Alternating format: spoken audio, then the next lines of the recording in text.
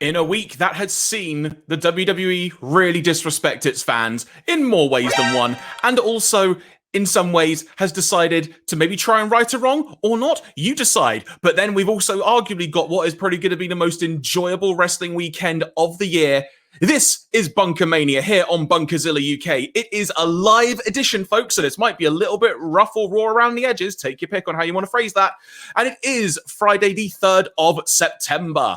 I am Jeremy Graves, and I am joined by my cohort in crime, my partner in crime, or simply the leader of the pack. You take your pick. I would describe him as being, he is my Crash Holly if I'm Hardcore Holly, as part of the Hollies. It's Iain Boulton. Iain, how you doing? Hello, and I think, as you were saying about things being kind of rough around the edges, I improbably appeared just as you did the intro. So yes, we are live. See, it's all proof. And just because we're live, we're not in the right sync. So I'm going over here. There we go. Mysteries, but yes, I'm Crash Holly. Okay, that's. I mean, think of it this way: you had the hardcore title run. You got to do a hardcore championship defense in like a kid stop, like a ball pit. Yeah. You know, think of all the fun that you had. This is true. I do love ball pits in terms of all the fun indoor places. I remember. Take me back to my childhood. I don't know why I'm going off with this tangent. I mean, put it this way, look, I'm Hardcore Holly, and I had a WWE Championship match, I think it was against Scott Steiner, and I got injured. Yep. You also had a championship match against Brock Lesnar, and that didn't end well. You kind of just had a 7-minute match at the Royal Rumble, and not a care was given. A lot of stuff happens at the Royal Rumble, it turns out. But do you know what, though? We've been talking about like a big fall pay-per-view there. Summerslam happened this past week. We are going to be getting to that, everybody. We've got AEW to talk about, lots of other things as well. But Iain, before we go any further, I'm going to ask you to pull up a special banner because we want to make sure that we can tell people how they can support Bunkazilla. Yes. And other additional programming that can be found on Bunkazilla. There we go. So if you want to know about how you can follow us, subscribe, and all that sort of stuff, just do the exclamation point support in the Twitch chat, and you'll get all the information you desire. And there we go. I'll take that off screen now. There we go. But I think before we get going, and I don't mean to start things on a bit of a somber note, but the biggest bit of wrestling news to have broken overnight at the time we're live and recording here is the fact that Daffney, who Shannon Spurrell, sorry if I've apologies if I've ruined that pronunciation there. Unfortunately, she passed away under pretty tragic circumstances, to be quite frank, and we did want to take a moment to acknowledge that. Now, Iain, I mean, just being honest about it, how much, for want of a better word, experience have you with Daffney's in-ring career? To be perfectly honest, absolutely zero. And that's because of me not paying attention. It's just I wasn't well aware of Daffney before this unfortunate news broke. And yes, and judging by obviously the groundswell of support and a memory shared by the wrestling community online since the unfortunate news of her passing, she was very loved, she was very respected, and especially for a lot of WCW fans, she's fondly remembered. So it is a great loss. It really is. And I mean, my experience, you've just said it there, like WCW, that's where I first encountered her. And if memory serves, she debuted being aligned with David Flair and Crowbar, otherwise known as Devon Storm. And the whole idea was they were kind of a bit on the crazier side of things. So she became like the manager of them. And one of her trademarks was that she would just scream like at ringside. So she would do a lot of stuff, and she was a really fun and bubbly character. And in fairness, actually got really popular because of that as well, because it was something a bit different. And in the grand scheme of things, with how crazy WCW was, it was actually one of the most sane things you would see each week on the program. And it led to a lot of random stuff. Like there was a whole screaming thing, like I mentioned. She just very much organically became popular. Her I'll say relationship or alliance, however you want to phrase it, with David Flair and Crowbar took a weird turn at one point, because if I remember correctly, Miss Hancock, who would later be known as Stacy Keibler in the context of wrestling, she would try and sort of swoon David Flair away from her, and they ended up having like a wedding gown match together on WCW programming. Okay. I know, right? And there was a kind of a unique championship situation as well involving her, because she is actually the second woman to have held the WCW Cruiserweight Championship. Oh, okay. Because at the time, I think it was David Flair was the champion. He was having a feud with the late Chris Candido.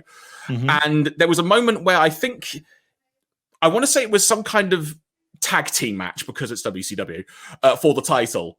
And it basically came down where Candido did like a spike tombstone on a chair, to David Flair, and then just left the ring, kind of went, no, we're done with this. But the match was still technically going. Okay. And so then Daffney kind of went over to check on David Flair, as you do, maybe, hug your compadre. And the match was still going, so the ref counted 3 and she was champion. As you do, as you become a champion in WCW. Yeah, no, I do remember there was a wonderful moment where she became champion, and there was that moment of, what? And then like the ref was holding the belt to her, and she just went, what? Gimme, mine, yay! But that was kind of the frenetic nature of her character, and that's why she was drawn to, why so many people were drawn to her. And then when WCW folded, eventually she would end up in TNA. And if I remember, she was involved in a storyline involving, I mean, if you've not seen TNA before, this will blow your mind. Involved in the storyline when Stevie Richards became a therapist, known as Dr. Stevie. And then she formed like an alliance / tag team / trio relationship thing with Abyss. And so that was a whole thing that went on for a while. She was also a parody of Sarah Palin. I think it was like the Alaskan governor who tried to run for vice president one year. Okay. Yeah, she's done a lot of weird stuff. She was also Shark Girl. If you've heard of Shark Boy, there was Shark Girl involved as well. So, but the thing that I think is crucial in all this, like you said, the outpouring of support and just how much she always brought a smile to people's faces. Yeah. Be it in the ring, outside of the ring, just reading stories of people saying she wanted to train and learn more. And just would go to like indie shows while under contract with WCW just to learn more on bits and bobs like that.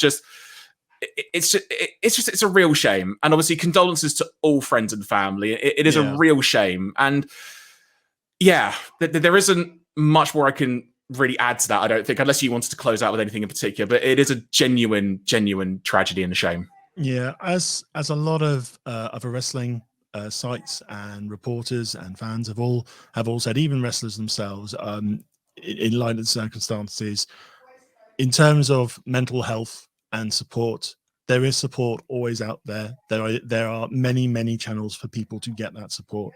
So again, it's like this tragedy just still highlights the importance of mental health discussion and being able to support one another when we are in those sort of down moments.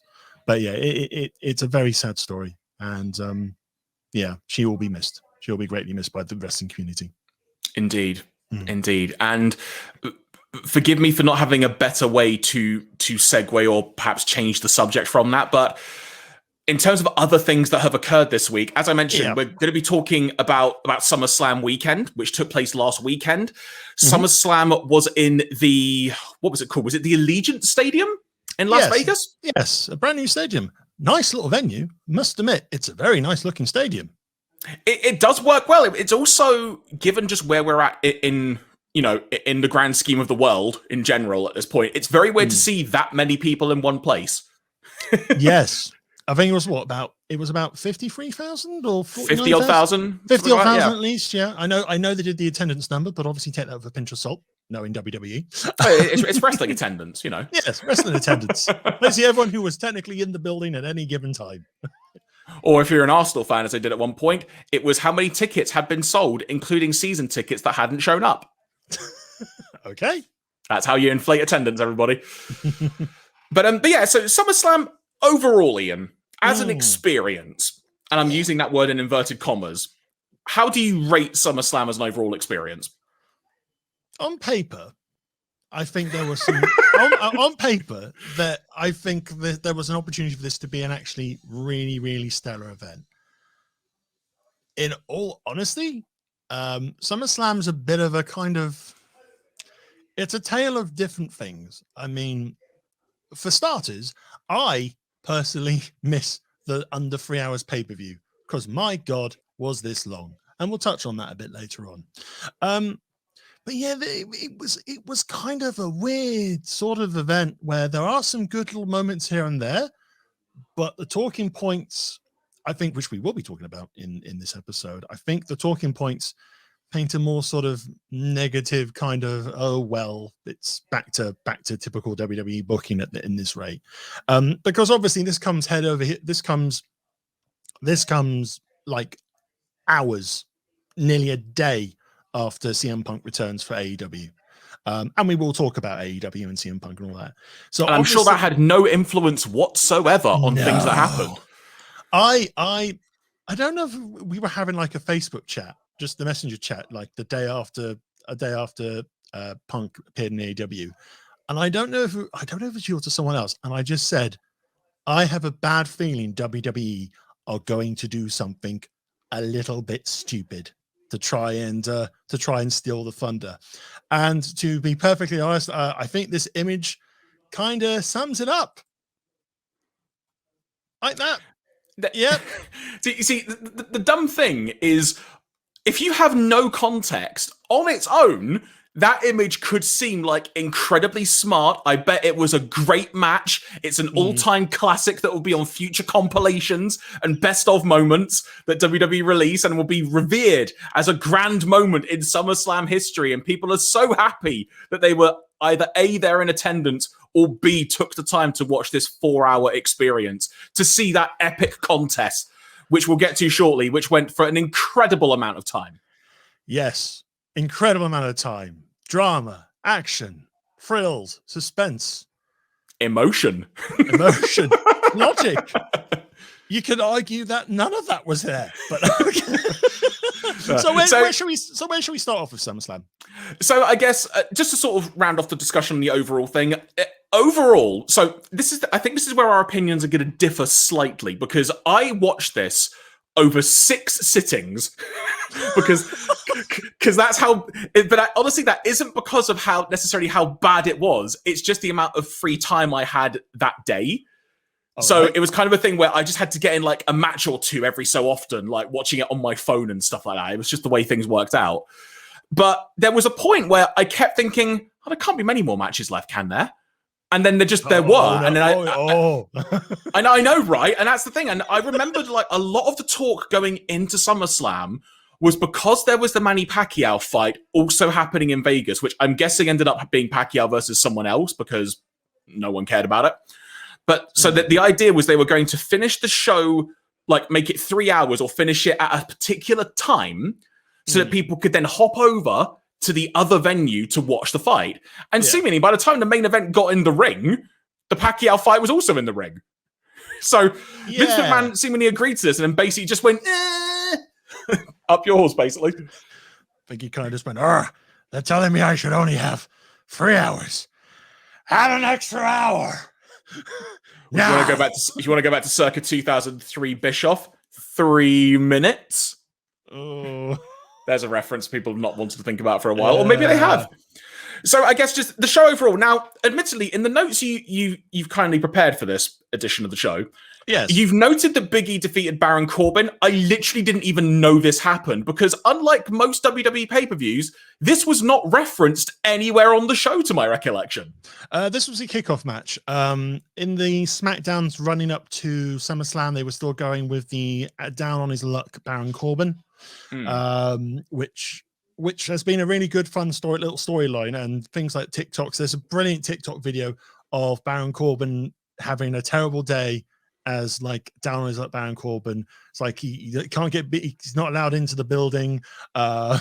He gets fined for violating dress code. He thinks he's getting paid for the TikTok. It doesn't all pan out in the end. But that part of the latest story to kind of build on this sort of the luck is getting worse, and he's trying to find a little bit of good luck. He steals the Money in the Bank briefcase from Big E after losing it, I think, to Finn Balor quite quickly after costing him the contract for SummerSlam. And yeah, essentially this match was basically just Big E just squashing him and then taking the case, and then life carries on. And it led to kind of like the birth of the Happy Corbin character, because after SummerSlam we have the we have the videos and we have the Instagram videos of Corbin hitting it lucky in Vegas, earning lots and lots of money. And now he's happy. And now he comes to the ring with Las Vegas music, and he's too damn happy to care if people tell him to leave. He's there. But anyway, that's besides the point. But yeah, this was a match that was kind of, I think, in a way, to kind of remind people Big E was there and also had the Money in the Bank briefcase. And that's about it. That is about it.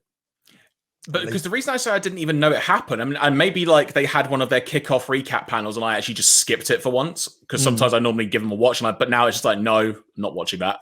Yeah. But I don't, this wasn't referenced anywhere on the show to my knowledge, because normally they'll reference a kickoff match, like how I found out the tag team titles had changed hands on Money in the Bank via a quick recap. Like literally, that's how they do it. And at this point, are kickoff matches actually canon or not in WWE? Who knows?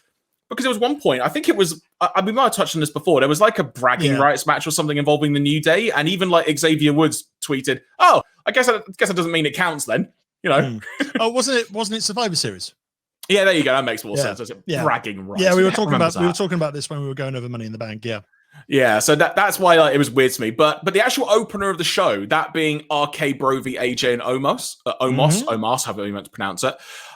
For the tag team titles, the Raw ones, I really liked this, and I've not seen much of the whole RK Bro involvement. I thought the video package they did to kind of recap things was perfect for me, and just I love the fact that Matt Riddle loves Randy Orton. It's so good. Just the little quirks that he does, like the little posing, even like singing his theme song and mouthing it the entire way down the exceedingly long entrance way. Yeah. It was just such good fun. And that's what wrestling's meant to be. Fun, but good fun. Yes. And that's good fun. And I really enjoyed this match overall. I thought it was good fun, told a good story, and the payoff was really good as well. Yeah, I mean, RK Bro is one of the better things on Raw, really. And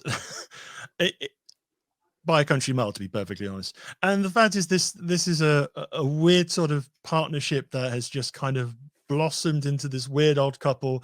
There's wonderful sort of video packages of this odd couple thing of, say, Randy, do you want your own scooter? No, stop it. And it was like, what planet are you on? And stuff like that. And yeah, to have it pay off, I think a lot of people expected them to become tag team champions pretty quickly once I think they found their groove. And yeah, it's a nice little and energetic opener, and you get new champions as well, so the crowd are already buzzing for the card ahead. So yeah, I mean, it's quite nice. At the moment, I think they are still kind of I think post Raw. Well, actually, I think I'm trying to think what happened in the Raw. I mean, it's like the Raw after SummerSlam and all that sort of, it's all become a little bit of a strange like smorgasbord of things, because so like most Raws then. Yeah. So it's like all the main eventers and tag teams are just kind of smushed, because I think no, it was Bobby Lashley and MVP on this past Monday. I will say that it was really nice to see that a team that had become champion at WrestleMania had a really competitive match to lose the championships that they held. It was really nice to see that happen, you know, because surely that's how a champion should be able to lose their belt in a competitive way. Anyway, we'll get to that. Yes. I guess to sort of like, so we don't labor on SummerSlam too much till the end of time, we'll do sort of just a couple of matches in a row. So we had Alexa Bliss, that's a different name. Alexa Bliss defeating Eva Marie. The highlight of this basically being that Doudrop, Piper Niven, Viper, whatever you want to call her, basically, from what I can tell, breaking away from Eva Marie, which was great, and got to see her do her thing. And I'm really happy that she's on Raw. I know there's been things said based on what I can gather from Twitter and stuff, but I'm just happy to see Doudrop on Raw. And I'm not sure how they followed up on it, but that was nice to see. They followed up. They had Doudrop and Eva Marie were supposed to have a match on Raw this week. Doudrop attacked Eva before the bell rang, and the match didn't happen. So it's kind of, that feud is still kind of going on to a slight degree. I don't know. But in all honesty, couldn't care less about this match, unfortunately. And I agree, for the record. I agree with that. And again, that's not against the talent involved. The creative's just a load of bull. I need to ask them, given that you decided to watch Raw, and fair play to you. Well, I don't watch Raw. I kind of skim the highlights. I rely on other sites to tell me if it's good or not at this moment. So, is Doudrop meant to be a heel then? given that she attacked Eva Marie? I don't know. I don't think anyone knows. I think we've gone into like, should we be booing or cheering Rhea? I don't know. Now we've just kind of moved that over there. You know what we really need at this point? I don't know if you've ever heard of this story. There was a point in TNA when Vince Russo was writing like the scripts, and there was an episode of Impact script that got leaked online, and it literally told you people who were like faces and heels, and there were like loads of websites basically using that as like, no, according to this script, they're a heel, and you're like, how? But the other thing it also coined the term for like when you have like fireworks and stuff at the beginning or during an entrance, it was termed in the script as pyro and ballyhoo. Okay. As you do. Honestly, look it up. It's good fun. Next up, Damian Priest defeating Sheamus to become new US champion. Yeah. I've not seen Damian Priest for a while. I really like the presentation of him. It's abundantly clear they actually care about Damian Priest, which is very refreshing to see. I really enjoyed this match. Really hard hitting. The whole stuff with the mask played into it as well. Yep. This, again, is another example of a good championship match and a competitive one. And Damian Priest looked freaking great in this. Oh, absolutely. Hard hitting match. It shows that WWE sees something in Damian Priest at this moment. He's United States champion. He pinned Drew McIntyre this past Monday on Raw in a triple threat for the United States Championship. They clearly, I hope that means they clearly see something more to him than he's friends with Bad Bunny, because I think that was the fear coming out of WrestleMania when he was still feuding with Miz and Morrison week after week after week. It was just basically, oh, well, Damian Priest is stuck in the mid-card vortex of hell or something like that. But no, and also he's been stepping up to people like Lashley in a few promos in the last couple of Raws. So it's looking good for him. It's looking good for him. And yeah, match was really, really good. It was nice to see him win. It was a nice clean finish to a hard-hitting match. And also credit to Sheamus. I think Sheamus, since becoming United States champion, and even before that, even the start of the year, he's just been happily delivering these hard, heavy-hitting battles in the ring. And it's definitely one of the better matches from the pay-per-view. Definitely.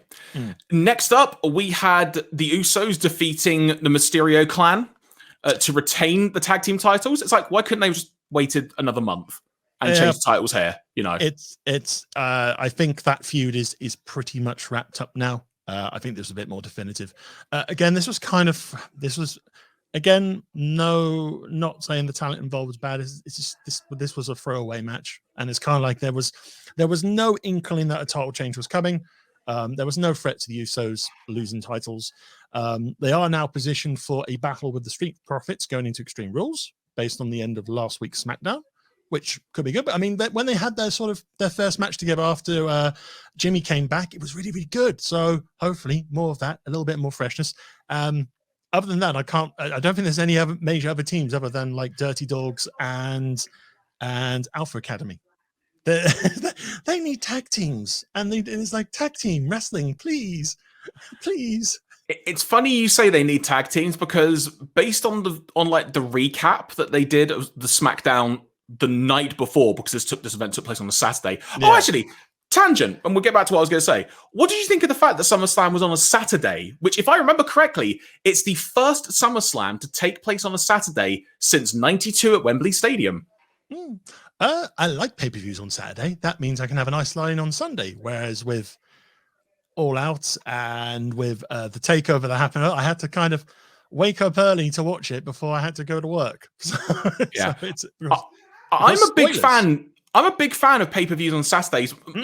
So there's two schools of thought. One, because there is the thought for me, speaking as a UK fan who would have to stay up freaking late to be able to watch it live. Yeah. There's just that feeling of, like Saturday night. Like, it's kind of just got a nice feeling about it. Like, oh yeah, I can stay up Saturday night. You know, it's Sunday the next day. You know, Saturday worry? Saturday night's good for a fight. Why not? Bring it on. But also, even like from the perspective of WWE, there's an element like there's always that feeling of what's going to happen tomorrow night on Raw. But then there was also a feeling on this of, oh man, I'm going to need to wait a day to see what happens. Well, if you enjoyed the event, you have to wait a day to see what happens next. And I just think if they decided to put just in general, the big four shows, traditional big four, I should say. So Rumble, I mean, WrestleMania is going to be 2 nights again anyway, by the sound of it. Yeah. Then SummerSlam and then Survivor Series. If they changed up the format and had just select pay-per-views each year be on a Saturday, I think that might be quite a refreshing way to change things up, especially if they're going to be in like a big stadium. I mean, I doubt Survivor Series is going to be in the stadium at this point. It'll be in an arena, but I don't think it's a stadium. But even so, I just think the idea of having it on a Saturday, I actually just really like it. Like, selfishness aside of me not wanting to stay up late and just I could watch it the next morning in my own free time, I just like it being on a Saturday. Yeah, something nice to it. And I think for the NXT fans who enjoyed takeovers like the night before a big pay-per-view, it's kind of like now you're experiencing what NXT fans back in the many months ago, before the dark times, before the weird colorful times, and we'll talk about that maybe a bit later on in terms of that logo. But sorry, what I was going to say though, it really feels like they're teasing a split between Dominic and Ray, and I'm not game for this yet. Yeah, wait until Mania. Yeah, in terms of post SummerSlam SmackDown, they were booking Dominic into a match with Sami Zayn, which Sami Zayn won after it was a very nice little contest as well. And it's like, it's playing the story of Ray being kind of like a very kind of over, what was it? It's kind of like he's a father who just keeps kind of pointing out things. He's being overzealous with his parent coaching. There you go, overzealous coaching. There you go. Of course, he's going, "Oh, you gotta be aware of what's going on in the ring and all that sort of stuff." And he causes some sort of distraction to allow Sami Zayn to win in the sense. But again, Sami Zayn did win clean to a degree. What was it? Explosion suplex, Halula kick, done. But yeah, I sense there is a turn coming for Dominic. And then it'll be, "Oh, you broke your father's heart." Oh. So let's expand on that for a second. Yeah. Assuming like we had a clean slate on this story and not what's already been established. Do you turn Dominic or Ray heel? Dominic heel, because he could be like the arrogant upstart who thinks he knows better than the experienced wrestlers per se. And if he's able to have a nice little run and pick up victories along the way, that gives him a bit more validation to say, well, I'm young, I'm better than some of these sort of experienced players. That must mean I am like got lots of potential. I am great and all that sort of stuff. And then maybe Ray is the reality check for him in a way. It's like, you're good, but you're not Rey Mysterio. So and again, I think some people have kind of mused and fantasy booked as well as this being like the potential passing of the torch or passing of the mask per se to Dominic in a way, which could work, but passing of the trademark. Yeah, we'll have to see. We'll have to see. I mean, I'm interested in the storyline, but it needs to be told correctly and not to a degree where we are scratching our heads and feeling a bit insulted by the storytelling. It needs to happen at WrestleMania. I think that is the key for me. They're only going to have this opportunity once. And in my opinion, they've already ballsed up the fact of how they lost the tag team titles. I've got to ask, have they ever done in wrestling, and chat if you're watching along and you are able to give me a little bit of knowledge on this, has there ever been a father versus son wrestling match? Not like a oh no, you could have Vince versus Shane, but they're not really wrestlers, are they? So the ones that spring to mind, Vince versus Shane, like you say. Yeah, I'm pretty sure there was Ric Flair and David Flair in WCW. But are they really related though? No, genuinely, I think they are. Are they? Yeah, legit. Okay. I'm pretty sure of that. Who else is like father son? That's a really weird question to ask. I think in terms of pure wrestling, for a father-son battle, in terms of pure wrestling, I don't think that's been done before. And if you're watching this on catch up on YouTube or something like that, or we're watching in the chat right now, do share any other matches that are on that father-son level, because I'm very curious about that. Because obviously it was like the first ever father-son tag team in WWE to win the championship. So it's like, could it be like the first proper father-son to actually have a proper wrestling feud match? But that's a conversation for another day. So yeah, Usos versus Mysterios. It was a match. It was okay. It was fine. But I think the story's done and dusted. So, And then next up, Bianca Belair comes to the ring, and her entrance is awesome. The crowd are pumped for this match. I'm pumped for this match because the Mania match with Sasha and Bianca was really freaking good. Really, and I am game for this. And again, I'm not watched the TV. I watched the video. I watched the highlight package they showed to lead into this match, which got me even more excited for it. Mm-hmm. And then the ring announcer says something to the effect of, Sasha can't compete. There is a replacement. The replacement is Carmella, who, I'm told, 24 hours earlier on SmackDown, lost clean in the ring to Bianca. Yep. And there was a part of me that genuinely just thought, at first, what are you doing, WWE? Like, what are you, like, what's your game here? What are you thinking? Like, is Carmella like aligned with Sasha and I just don't know it? Like, have I really missed something vital? 2 weeks sort of ago, what I was thinking. 2 weeks ago when they did the contract signing, Banks brought out Vega and Carmella and they just ganged up on Belair pretty much. And then the following week it was, the night before SummerSlam, Belair took on both Vega and Carmella in a one after the other match in a way. And she beat them both. So I remember watching this with our mutual friend and frequent Bunkazilla contributor Christian Allen. We watched Carmella come out, and it was like, oh joy. And again, nothing against the talent. It's just like we had seen Belair beat Carmella so many times. It's just like, if they are seriously thinking this is the match we are going to have, there's enough. This is just madness. I kind of sense this was not going to be the match. Because it's like, well, if you're gonna pull the trigger on a Becky return or someone else coming in, now is the time to do it. And lo and behold, Becky Lynch returns. I mean, let's be fair, and this is no disrespect to Carmella, but let's just call it like it is. If you're gonna replace Sasha Banks, you ain't doing it with Carmella. No. So, like you say, Becky Lynch comes out, gets an awesome reaction. Mm-hmm. And it's cool to see Becky. And honestly, my first thought was, she's like, this is a weird thing to say, but as someone who's been like trying to lose weight for a good few years and been doing it like a long-term strategy and whatnot, I just genuinely thought she just looks really chilled and healthy.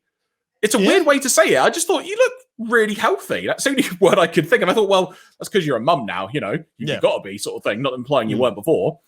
But there was just that thing of, that's cool to see Becky. And then I'm thinking, well, I had two thoughts. It was, are you going to do the match here and now?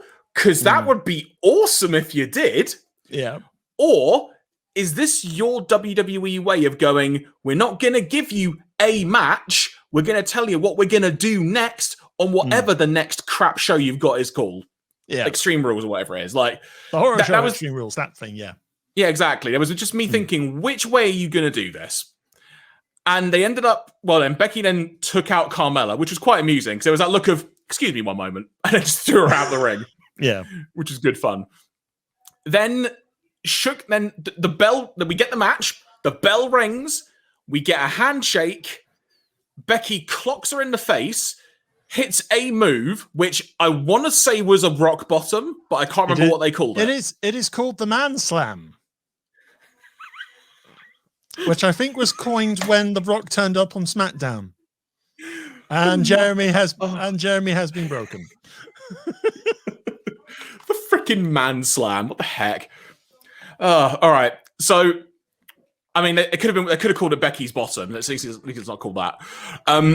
So they hit. I know exactly right. Arguably, the Man Slam is actually a better name than that. So hits the move. So right.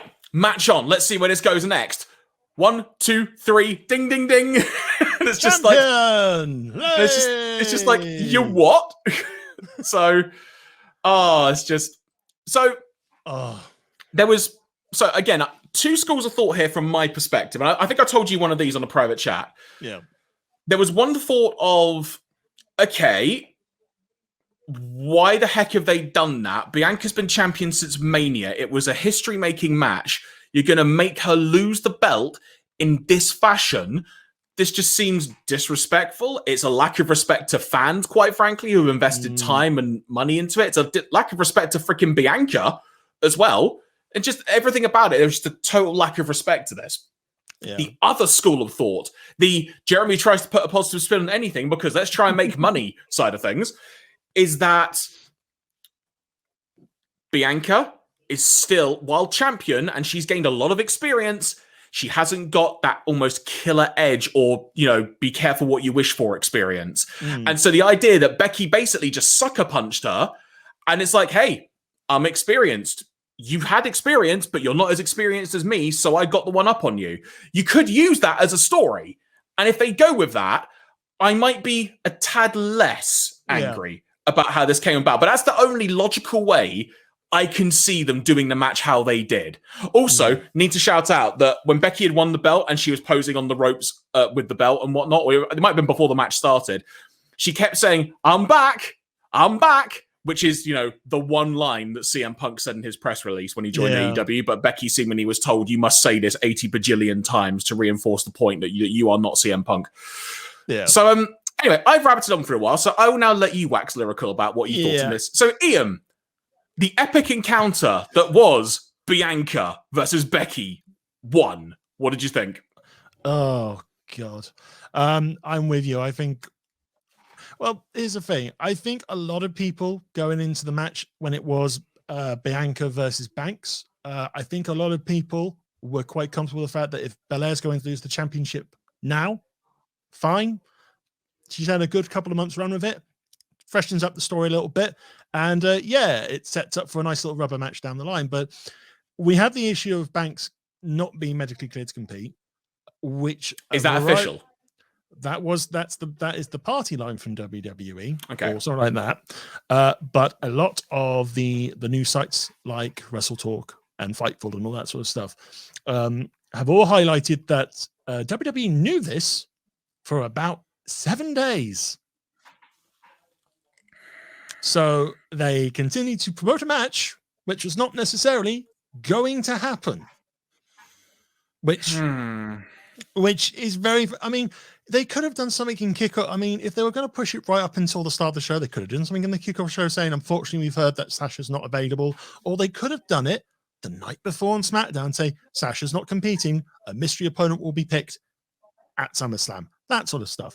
And yeah, it sucks. It's like, if it is a medical issue, it's a medical issue, that's fair enough. But the fact that the company somehow knew about this, or is reported to have known about this for a few days, and just kind of did an indifferent shrug and say, "Oh, we'll just carry on right until the last moment," or something like that, is a bit.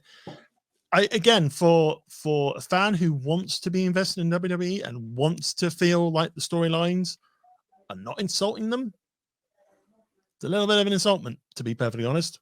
I don't know if that word made sense, but we'll roll with it.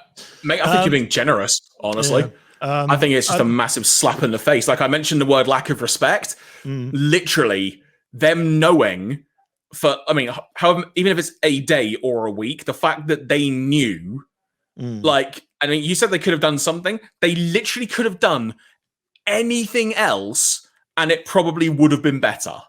And it's like they had the full 5-minute video package about this match, and it's just why?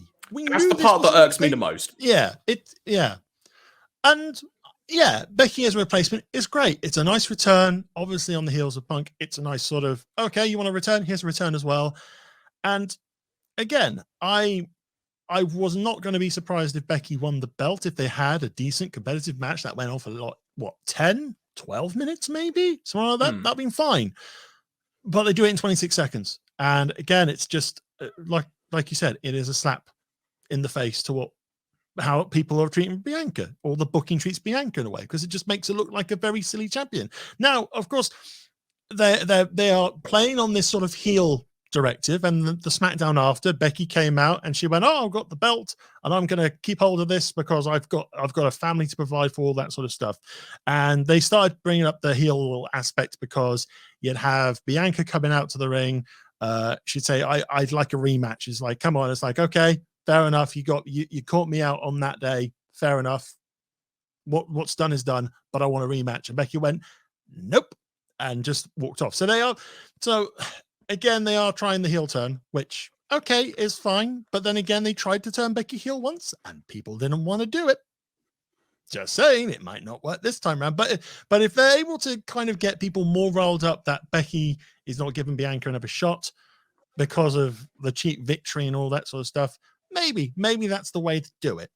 But yeah, it's the fact of the matter is, it's like, it's great Becky's back. It's bad how the bookings turned out, and it sticks out like a sore thumb. Again, I have no problem. It's like a lot of people probably would not have had a problem with the belt changing hands if it was like 10-minute match.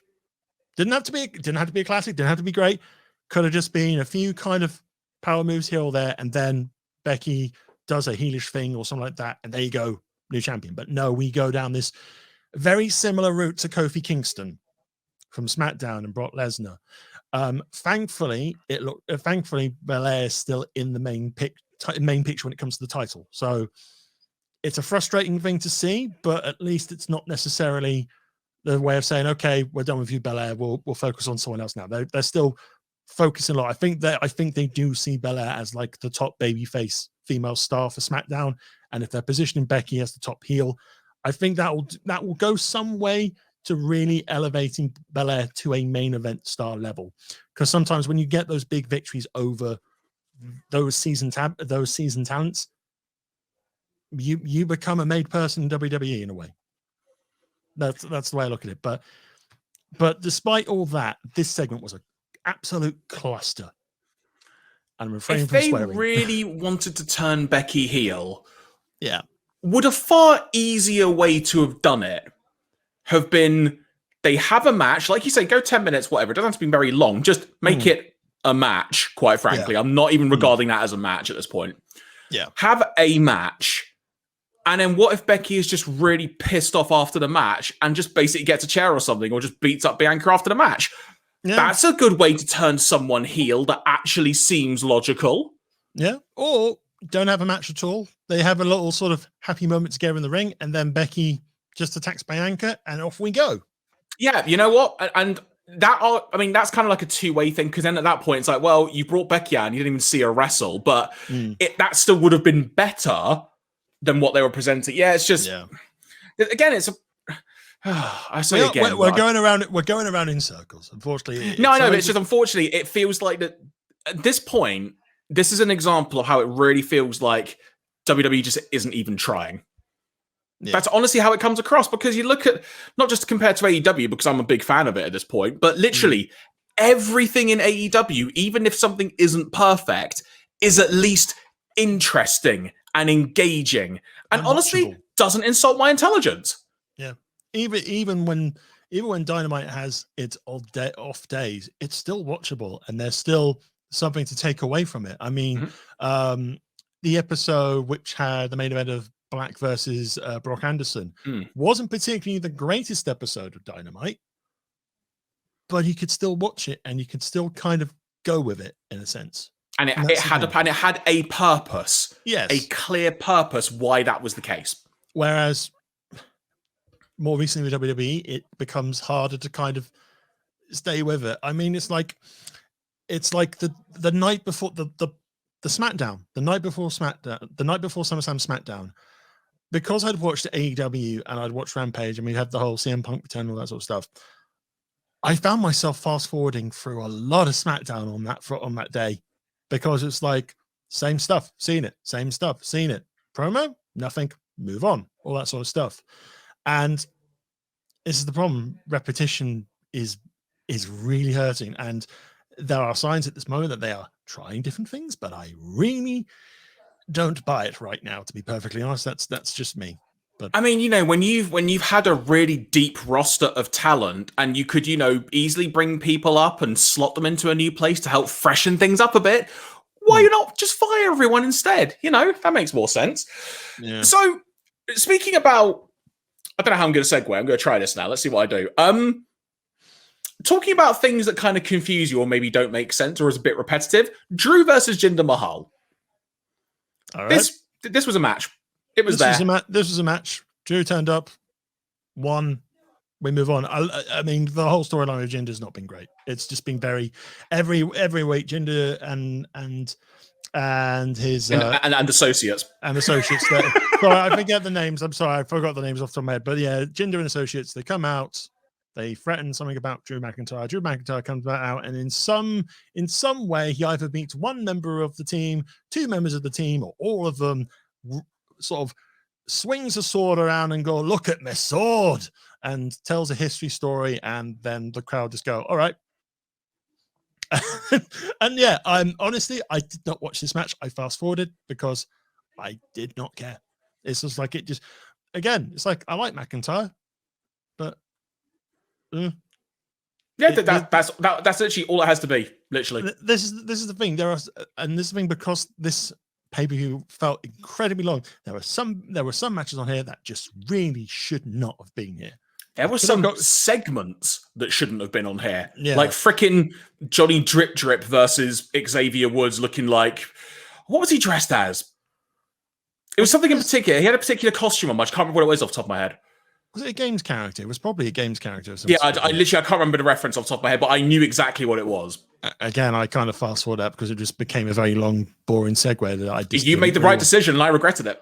Yeah. But yeah, you could have got rid of, unfortunately, you could have taken this Drew McIntyre match off. You could have taken Alexa Bliss off. That match out. It's just you could have saved like half an hour, 45 minutes by just clearing out some of the kind of unengaging matches. Honestly, another weird, I call it a problem in inverted commas with this show, is that every entrance was double or triple the length it normally was because of how long the entrance was. So all I'm going to say is, imagine if The Undertaker had made an entrance on this show. How long would that entrance have been? It would be like 10, 15, 20 minutes. I've got this vision. They would have just had like dry ice all along the rampway, and then he wouldn't actually be walking. It would just be someone pulling him on a cart. I remember that Royal Rumble in, I think, San Antonio. The one where Cena won his 16th championship. I was about to say 97 off the top of my head, because I was also and they had the big thing, and you have people running. You have this weird camera angle of people running towards the ring, and then they hop on. And what you don't see is they hop onto a Segway, and they're taken to the ring. Yeah, and then they go up to fight. But yeah, it's like, yeah, nice stages and arenas are great, but yeah, don't drag it out. But yeah, let's move on to probably one of the more entertaining matches. Yeah, despite the storytelling, I think it's one of the more entertaining ones on the card. I agree with you. Charlotte Flair versus Nikki ASH and Rhea Ripley for the Raw Women's title. Charlotte Flair becoming the champion for insert number of times here because NXT doesn't count anymore. Yeah. Do you know what? I like this match. It was good fun. It was abundantly clear Nikki wasn't going to win this, and it's a shame because it really so the other thing that WWE are doing, which is has irks me to a really annoying degree as well, they're piping in crowd sound within arenas with crowds on TV. Yeah. And so you could, if you listen carefully, because I'm a little bit of an audiophile and I basically watch everything with headphones so I can kind of hear through it. But you can just tell the crowd aren't reacting to how they're portraying them. And so they just didn't like Nikki that much. It's a shame because Nikki is such a cool wrestler and the idea of the character should be so easy to put across. And it just seems they probably pulled the trigger too early with giving her the belt. And it's not worked and people just want to move on. They could have done like a longer. They could have done a nice half a year thing of Nikki feeling like she might be ready to cash in that case, but she doesn't feel confident because she doesn't feel like she's a superhero. Because that's the gimmick, almost a superhero. But no, it's kind of like, okay, you have the case. Now you're a superhero. Go. Like 24 hours after Money in the Bank. And I want training montages. That's what I wanted. Yeah. I wanted it to be like an anime when you get like the training arc or something, you know? She could have had almost a superhero cave or kind of base of operations where she's trying to like learn the right way to take down criminals and all that sort of stuff. There is so much potential there for fun vignettes, for just getting the crowd on her side. And again, we rush it because WWE is all about moments, or they want to be about moments sometimes. So you had lots of moments, but most of those moments came at the cost of garbage storytelling. Yeah, and which is a shame, because it's like this match was really, really good. And again, I think we've talked about this previously. It's like, I know people don't like the fact of Flair always winning, but she is a great wrestler. It's like you don't get to be in that position if you're not a great wrestler. There are some 100%. Cases in WWE where that might not necessarily be the case, but in Flair's case, she's one of the best. Agreed. And this match was really good fun. I really, really liked it. And just to go back to the whole Nikki thing, like, I've just literally thought of this idea off the top of my head. You could have done a series of training or like inspiration montages, we'll call them, where as they go from town to town across the US, just film her visiting something. So hypothetically, Philadelphia, they've got the big Rocky statue. Film her next to the Rocky statue, trying to inspire herself and thinking about what Rocky went through in the films. And heck, get Sylvester Stallone to make a cameo. You could probably pay him enough money to do it, and people will be like, what the heck? Like, you could actually get so many people. Do a deal with Marvel and Disney or DC, whatever you want. Get like all the various characters and actors to appear. I've thought of this in 5 seconds. Yeah. But anyway, yeah. But moments, Jeremy. Moments. Sylvester Stallone randomly being on WWE TV to put over the fact, yeah, you can be like me or whatever, you know? Yeah, you're going to be king of the world. That sort of stuff. There you go. I mean, to get King Shark again. I mean, Arnie turned up and punched Triple H many, many years ago. I mean, that was on an episode of SmackDown, if memory serves. I think it was one of the earlier ones where they gave him like a custom title belt and said, "You are the champion of movies, Arnold." Oh, thank you. Oh yeah. It was also before SmackDown was aired in the UK. So I remember watching the highlights of that on Livewire at the weekend because they included footage from the other shows. Random tangent aside. And next up, Edge v Seth Rollins. Edge gets the win by submission. Yes. My quick review of this match. Second half of it was good. I enjoyed the second half. The first half, long, laborious, could have been chopped out. It was abundantly clear that they wanted to treat this like a main event. And it also got me thinking, why is this going so damn long? Like, sometimes I almost read things too much into things, if that makes sense.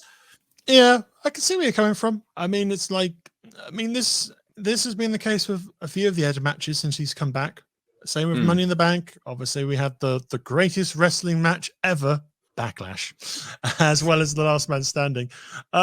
Maybe it's due to the style of Edge as a wrestler. Maybe that's the style he's comfortable in creating something, I suppose. But yeah, I believe it. Yeah, it started off a little bit slow and then really picked up, and it got really, really entertaining towards the end. And the Brood entrance was great. Yes, it came up with the flames and everything. Oh. It kind of followed on from his brood bath of Seth Rollins the night before. The brood bath. Can't say the blood word. Think of the children. That sort of thing. But no, I think it was a good little match.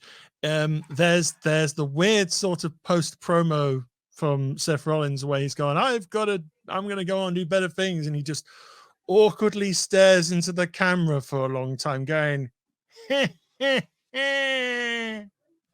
Oh, so you mean the awkward WWE stare? Yeah. So you look at some segments, they just have the really long, like, just the shot on someone. So it's like, if you imagine, like, hang on, which way are you? So imagine if I'm talking to you and we've had a segment and then you walk away and then there's always this random look of just. Okay. And then cut to break. Yes, and cut to break. I'm trying to dig out that lovely image. There it is. Let's just. I dread to think what you're about to put on screen. Give me a few moments, boys and girls. Okay, all right. But basically, I'm going to show that wonderful stare that he gave everyone on SmackDown. Oh, you mean actually of Seth Rollins? Okay, I thought you meant like of someone else in times gone by. Yeah. Look at him. He brings you love. There's a lot to unpack with that one image. It's like, I might be dead on the inside. I mean, the first question I have is, where the heck is he? He's backstage wearing a big furry coat. I mean, maybe it was cold where they were. I don't know. So they were indoors. He was wearing. I mean, there's air conditioning. But so the next match, you can tell I'm just trying to roll through SummerSlam. Yeah. So the next match, Bobby Lashley defeats, in inverted commas, Bill Goldberg by referee stoppage because his knee had been hurt too much, starting from the shot to the knee, the back of the knee, by MVP's cane, and then proceeded to get decimated with further attacks. Go on. After you. You mean the delayed attack of the cane, or the delayed feeling of the sensation of being attacked by the cane? Because I vaguely recall MVP hitting the back of Goldberg's knee. Goldberg stands there going, ah, and then goes, my knee. That's what happens. I like to think that Goldberg has got so much muscle in his knee that when MVP hit it, it was like a ripple effect going all around his knee to the front. And it was only until it hit the kneecap that's when he felt the pain. So you mean the world's most deadliest knee strike delivered with the gentle touch of a cane? I mean, look, think of it this way. He does the spear, like Edge. He needs to be able to have that explosive power. So think of the amount of explosivity, that'll do as a word, that he's got to use to make the spear happen. And think of the amount of torque and tension that's involved in all those knee-ular muscles that exist that I can't think of names of. All the CLs. There you go. Basically, I was so angry because the thing I was most angry about is, what's the way to try and phrase this concisely? Why do this at all at this point? It made Goldberg look weak on a stadium show. And that's not what you want to do. And the other thing as well is just, I felt like in a show that already, and I watched this over 6 sittings, keep in mind, I felt like I was wasting my time with some of what I've been watching. Literally when this happened, I was angry and I went, what was the bloody point? And then afterwards, we got the random bit where Bobby Lashley did or didn't beat on Goldberg's son because he jumped in the ring, which was telegraphed because in the video package, how many times can they show Goldberg's son in the space of 1 minute on a video package? I love you, son. I love you, literally. Goldberg. I love you, Sunberg. Son, but there you go. But it's just that thing, like, he jumps in and then he gets put in the hurt lock or whatever it is. And then you can tell immediately, like, MVP got on the mic and was like, oh, he didn't know he just beat up a minor. And it's like, that's checkbox for WWE covering their backs there for any potential legal lawsuits of people trying to file things. Yeah. And then, Goldberg then, concludes this beautiful segment simply by saying, on a PG-rated television program or pay-per-view, however you want to call it, I'm going to kill you. Take it away, Ian, because I'm not giving this any more time of day. The result is kind of correct. The way it's done was bullshit. Something's wrong when the crowd are cheering Bobby Lashley brutalizing Sunberg in the Hurt Lock. I think Bobby winning was going to happen. It's just, it was such a stupid way to end it. I mean, just if you were going to have Bobby just beat up Goldberg left, right, and center like he did with Kofi before at Money in the Bank, could have done the same thing after a couple of power moves here and there from Goldberg. But no, we go down this weird route of, my knee, and down we go. So what I really want to know then is, no, I retract that. What I really don't care to know is, where is this going next? Are we getting like a cane on a pole match because it's Extreme Rules? No. I don't know what's happening in terms of the imminent future for probably Extreme Rules. Randy Orton pinned Lashley last week. Or not pinned Lashley. He delivered an RKO to Lashley. Didn't pin him. So we might just have a temporary feud of Lashley versus Orton or something. If Goldberg's coming back this year, it's Crown Jewel at the Saudi show. Oh, they're doing a Saudi show, aren't they? Yeah. And he did a little video online saying, I'm not coming for Lashley's title, I'm coming for Lashley's soul. Great. So this will be a non-title match, which you beat your WWE champion. Great booking. I mean, they could just do a loser stays in Saudi match. Possibly. Could Could be a thing. But yeah, I mean, it's like they're going to have another match. They're definitely have another match this year. It's definitely probably going to happen at Crown Jewel because money. And in the back. Oh, sorry, wrong pay-per-view. And and to be perfectly honest, I don't think anyone is going to care too much about it. They probably will if Goldberg wins the WWE Championship. I doubt it. They do love watching the world burn, don't they? Prediction. All right. You have the match at Crown Jewel. Yeah. Somehow Goldberg wins, in inverted commas.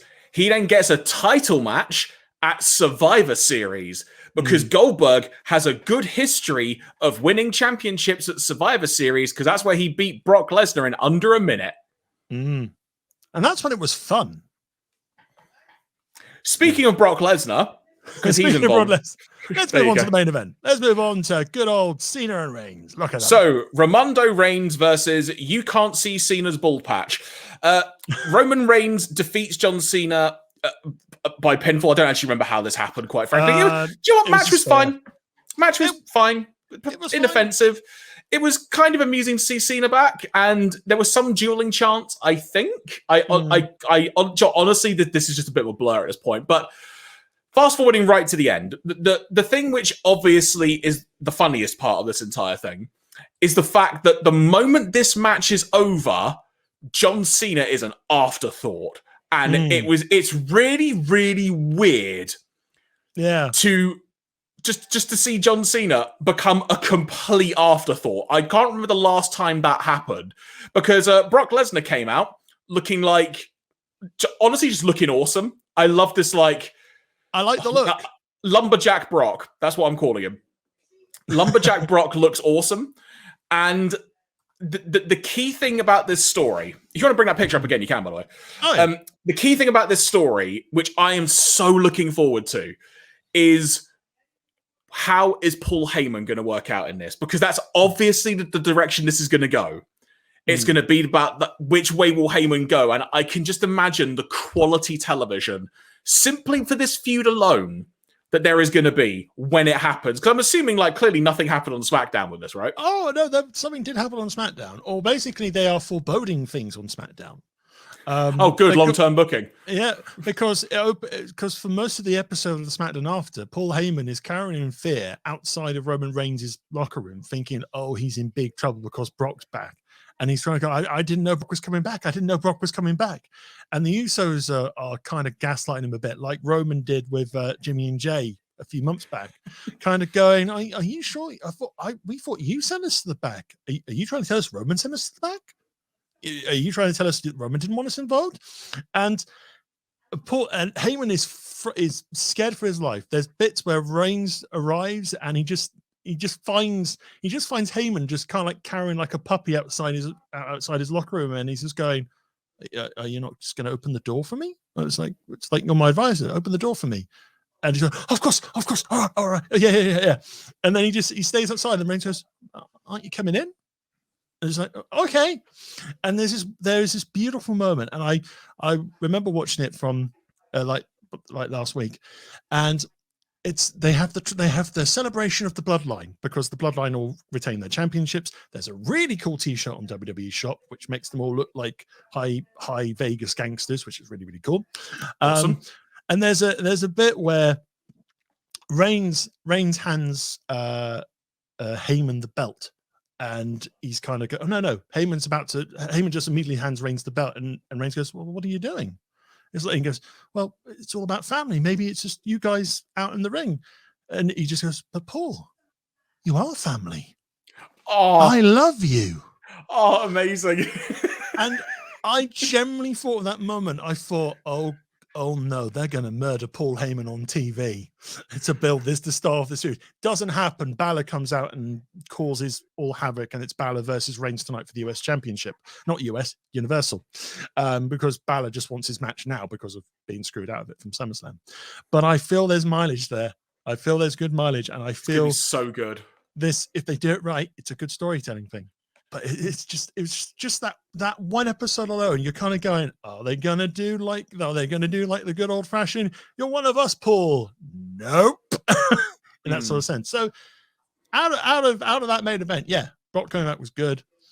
Michael Cole clearly is losing his voice left, right, and center because it's like Lesnar walks past and you've got him going, "Look at the size of him!" And it's like you have been commentating so many years, Michael Cole. You have forgotten the size of Brock Lesnar. It's like he's so big and so tall. Talking of Michael Cole, did you notice how he actually spoiled that Brock Lesnar was in the building on commentary? Did he kind of name drop him during like a bit of a match or something? So during the match, I think they were talking about how John Cena was being like manhandled and whatnot, and Michael Cole started referencing, we haven't seen John Cena been manhandled. Like he rarely gets manhandled. Something to the effect of it's very rare that this happens. I can think of only one other guy who's manhandled Cena like this, and very immediately stops talking. It's like because of course it was at SummerSlam a few years back now where Brock Lesnar squashed John Cena. Yeah, 2014. Yeah, and it's just like I suddenly thought. Only one I can think of is Brock. Oh, okay. Oh. Literally, that's what I thought. So, because us fans be dumb, we don't realize things. It was kind of like it was like I think it was quite more surprising that Brock had returned, simply because we were all still under the impression that Brock wasn't coming back for a long time because of money and stuff and so forth. But it's nice to see Brock back. I like the sort of tweener babyface Brock thing, and I mean, yeah, after SummerSlam finished, he gave John Cena a couple of German suplexes and an F5 to send him packing, as usual, as you do if you're Brock Lesnar. Send the crowd home happy. It's gonna be. I mean, from a promo perspective, it's gonna be weird because Lesnar doesn't really do promos. So unless he hires a new sort of mouthpiece to help or something, I don't know. Maybe, who knows? Who could? I'm just trying to be hypothetical here. Who could Paul Heyman? Who could Brock Lesnar have that would be a good mouthpiece for him? I mean, that said, maybe in Brock Lesnar's downtime, he's just going to come up with a giant like chainsaw now because he likes to cut meat up and stuff. Maybe he'll just be fine. Or maybe he's just, well, I'm not here to talk. I just want to beat the living F out of you and take your belt. There you go, done.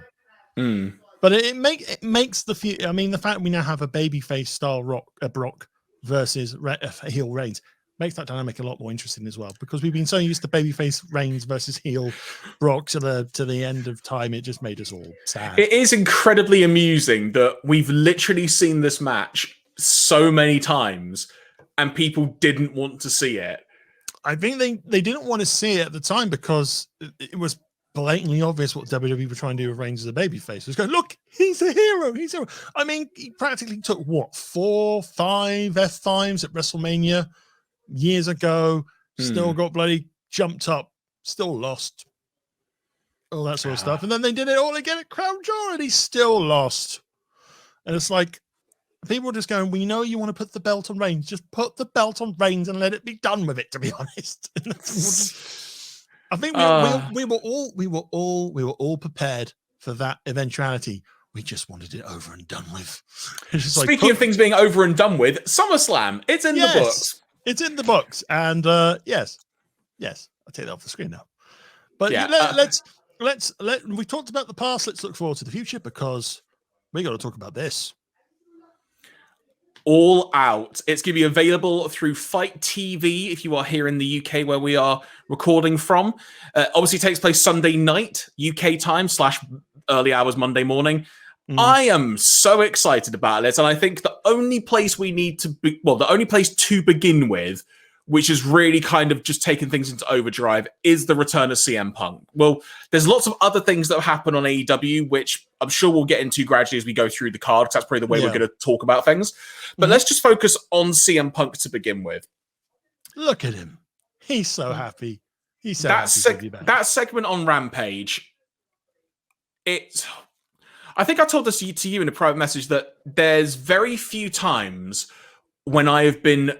This is going to sound perhaps a little bit disingenuous, but I don't mean it to be, where I have been genuinely so emotionally invested and happy in something in wrestling. There have been lots of moments where I've been emotionally invested, but in terms of I've just been like, I want this to happen so damn badly. Yeah. This was one of those moments. CM Punk returning. And I've heard it said a couple of times that people were like, because there was that 99% certainty from everything being said online, this was going to happen. Yeah. But that 1% of doubt, that 1%, and that was enough to bring people in. And it was freaking phenomenal. There are some moments in wrestling history which have got me feeling this way, like before. One of them for me was the Bret Hart return. When he appeared on Raw for the first time since Montreal, and he had that like in-ring moment with Shawn Michaels. Like that to me, like from the generation of wrestling fan that I'm from, that was an incredible moment for me. That was almost like things finally coming full circle. Another was when The Rock was announced as the WrestleMania 27 guest GM, I think it was. Oh yeah, we talked about this on Facebook, because it's like, yeah, it's like it's the bit where The Rock just goes, finally The Rock has come. There's that long pause and he just goes, home. Yeah. And it's like, it really gets you. It really gets you. Even now I'm talking about it, I'm trying not to feel like I'm getting... No, exactly. But that's the way it is. And the other moment which stands out like that, albeit a different reason or different circumstance, is CM Punk's pipe bomb promo. It was such a pivotal moment in wrestling history. And that Money in the Bank match that he had with John Cena, that is, as watching at the time and watching things live, that was just like, that was a peak time to watch that as a fan. It was so damn cool. And then just seeing him like post a picture of the WWE title in his fridge after he'd won it. Like just, it's things like that that were just so damn cool. And when Punk left, and I'm not even just saying this just to pander, like there genuinely felt like there has been a void, because it never felt like we kind of, I guess, just got a resolution to Punk's career. It wasn't necessarily that, he wasn't wrestling anymore. It was just the fact that he just went. And I've got, and he even said it in a promo, like, for his own health, quite frankly, he just had to go. And I totally respect that. But there's always just been that feeling of, I want him back in some capacity. And this moment was just all that emotion and all that time, and it felt so worth it. So worth it. It was just such a fun time just seeing him come back, and just the emotion of the crowd. It's also one of the few times you sort of look back through wrestling history and there are moments where you wish you could have been there. Like just genuine, you're like, oh, I would love to have been there. This is one of those moments.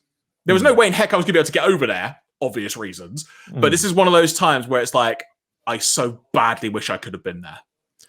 Yeah. I think, to me, the funny thing is, coming into when I restarted watching WWE in about 2015, I'd completely missed most of the Punk side of things. But I have been watching the odd couple of matches here and there. So I've seen the match with Daniel Bryan, I think, at Over the Limit. I've seen the Money in the Bank match. I think one of the ones, I think the day after the Rampage episode, I watched the Extreme Rules match he had with Jericho, when Jericho was trying to really kind of get under his skin about being like straight edged and all that sort of stuff. And yeah, he's a great wrestler and so forth.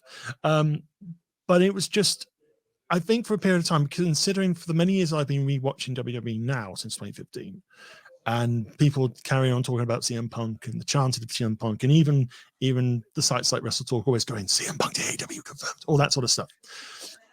It still felt incredibly surreal to see Punk emerge.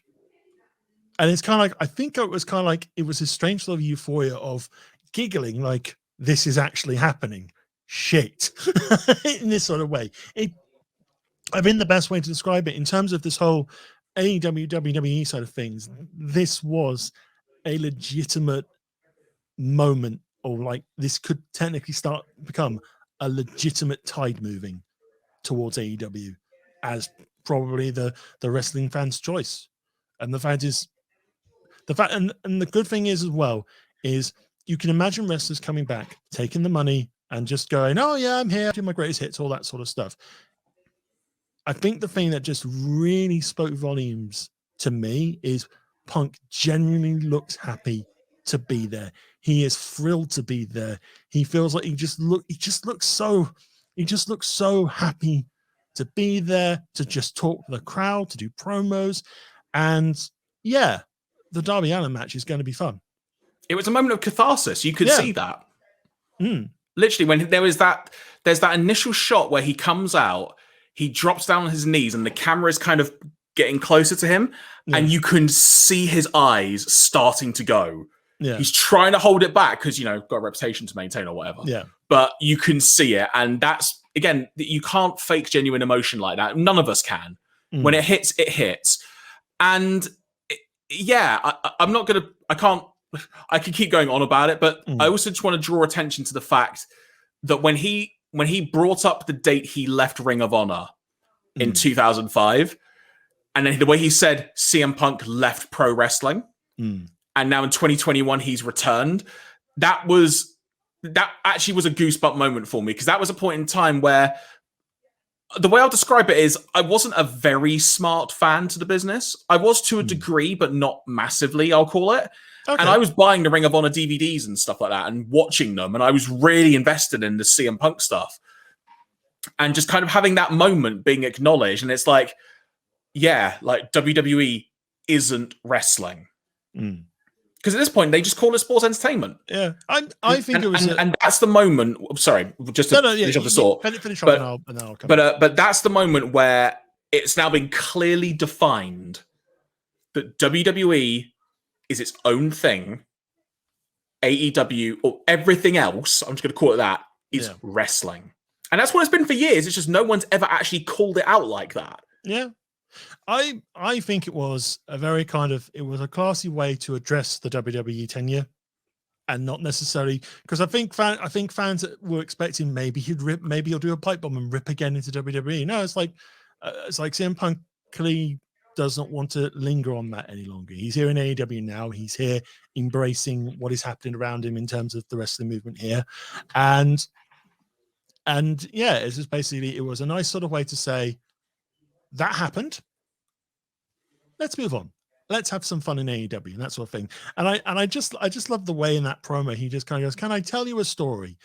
He takes off, shows off the new T-shirt, completely destroys AEW's website in the process, and then he just goes to that nice little sit down in the middle of the ring, and it's just a guy kind of just leveling with the crowd, speaking to the crowd, not treating the crowd like idiots as well. And we've talked about this in this episode. And we've said it previously, AEW, the stars, and even the storytelling, they don't treat us like idiots to a degree. They kind of go, "You guys are smarter than that now. It's not what it was like in the 90s and so forth. It's different." So it just felt incredibly, like you said, cathartic. I think it was a feel-good moment that the wrestling industry sorely needed. Agreed. At this stage. 100%. So this brings us on to All Out on Sunday night. Again, there's still a Rampage to air tonight at the time that, we're live on Twitch and recording this. Dynamites have happened since our last show, so we'll kind of reference things as we go along here. Yeah, we shall. But so according to the list that we have in front of us, and chances are, come Rampage, there may be another match for all we know. But we have a 10-man tag team match on the buy-in pre-show, which is going to feature Best Friends, Jurassic Express, Best Friends and Jurassic Express versus the Hardy Family Office, consisting of many people. Many people. This is probably just a nice sort of get your crowd going match. I suspect Best Friends and Jurassic Express will win it. There's nothing really on the line with this one. So yeah, I will say I kind of understand why Jurassic Express are on the pre-show, but like their final match against the Lucha Bros was so damn good. Oh, that was a good match. I mean, that mini tag team tournament in itself was really freaking good. Yeah, like, go and watch it. For short notice, it's great fun. It really is. And I know I expressed on a previous episode, like, maybe I don't want to see the Lucha Bros again, but we'll get onto this, but I'm so hyped for that match. It doesn't take much to get me hyped, but they did an excellent job of hyping me for that. But yeah, I would agree. I think this is another thing. Actually, you know what? This is another thing I kind of want to make reference of when it comes to SummerSlam. Sometimes WWE have a really bad knack of not giving the fans what they should in terms of results of things. Like, I think I've said it before on WrestleMania, like, you've had no fans in the building for like over a year. You have WrestleMania. The first match is Drew versus Bobby Lashley. Can you let the crowd cheer a result? Nope. The first thing you got to do is have the heel go over. It's like sometimes there are some decisions sometimes that I'm like, you know. I think with Bobby and Drew, I think the crowd would have been happy with either result, to be honest, because it's like it's two champions who've now more recent champions, but they're not champions that we've seen for ages. So no, I get that. Yeah. I appreciate that's a weird example to choose, but in general, it's like when you've got your first show since the pandemic, let people cheer, or maybe have a little think how people may react and how that could impact feelings going on throughout the rest of the show. Yeah. I kind of do see this being, if it's not Best Friends and Jurassic Express winning, there will certainly be some shenanigans after that will quote unquote send people home happy for the next match. Oh yeah, absolutely.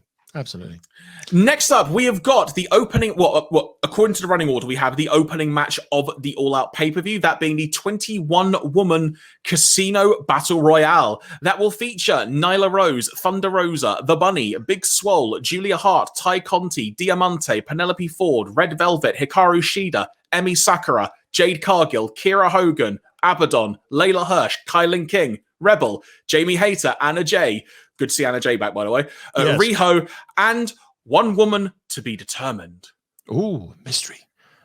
Before we go on, thank you to Loco's Great for subscribing at tier 1. Subscribe for 12 months. Yay! We like supporters. Hello. Thank you very much. Board as well.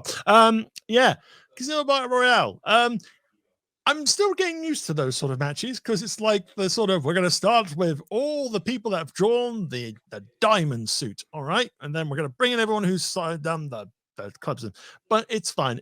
I'm getting used to those sort of matches. In terms of this Casino Royale, Casino Battle Royale. No, it's a Daniel Craig movie. No. No. In terms of this particular match, there are a lot of potential winners here, because it's not necessarily like a Royal Rumble side of things, like someone wins and they get a massive push. You can get someone who gets a nice little title shot for a little brief moment in the main event scene before going back and building on a character. So it's not like, it's a nice sort of have a temporary challenger for Britt Baker or whoever wins between Baker and I'm just trying to find the name, Statlander, and all that sort of stuff. So you can imagine someone like Anna Jay winning this just as a nice sort of feel good, you're back here, have a little victory. From a storytelling perspective, you can see people like Thunder Rosa pick up the win, because you can start that program of Baker versus Rosa. They have the awesome match, the bloody awesome match as well. That's literal. So you can carry on with that. But then you also got the wild cards, which could be some debuts. And it's like some people are kind of going, well, they've got 2 unannounced people, maybe the Iconics in their new sort of guys. I forget what their new name is now. Oh, are they back on the scene then? Yeah, so basically they are technically working as a double X still. Maybe we'll see. So they could be back. The more likely name is Ruby Soho, or the former WWE Ruby Riott. Yeah. So it could be any one of those. And I think I would be happy with any of those winners. My smart money says the surprise entrant does, and also the surprise entrant doesn't always win, as I noticed. Ethan Page didn't win his debut match. Nor did Lilo Rush when he came in for the Casino Battle Royale at Double or Nothing. So part of me thinks it will probably be Thunder Rosa. I'm going to go Thunder Rosa. I'll say Thunder Rosa. Here's my hot take. I appreciate Thunder Rosa as popular. There is something about her I just can't get into. I don't know what it is, but whenever she's in a match, excluding that Britt Baker unsanctioned match, there is just something about Thunder Rosa I just can't get into. And it's actually annoying me at this point. I think to a degree, I can see where you're coming from, because Thunder Rosa has been on Dynamite episodes, but not necessarily been involved in like in a storyline perspective. It's like, here's Thunder Rosa. She's beaten this person. Everyone cheer. Hurrah. Off we go.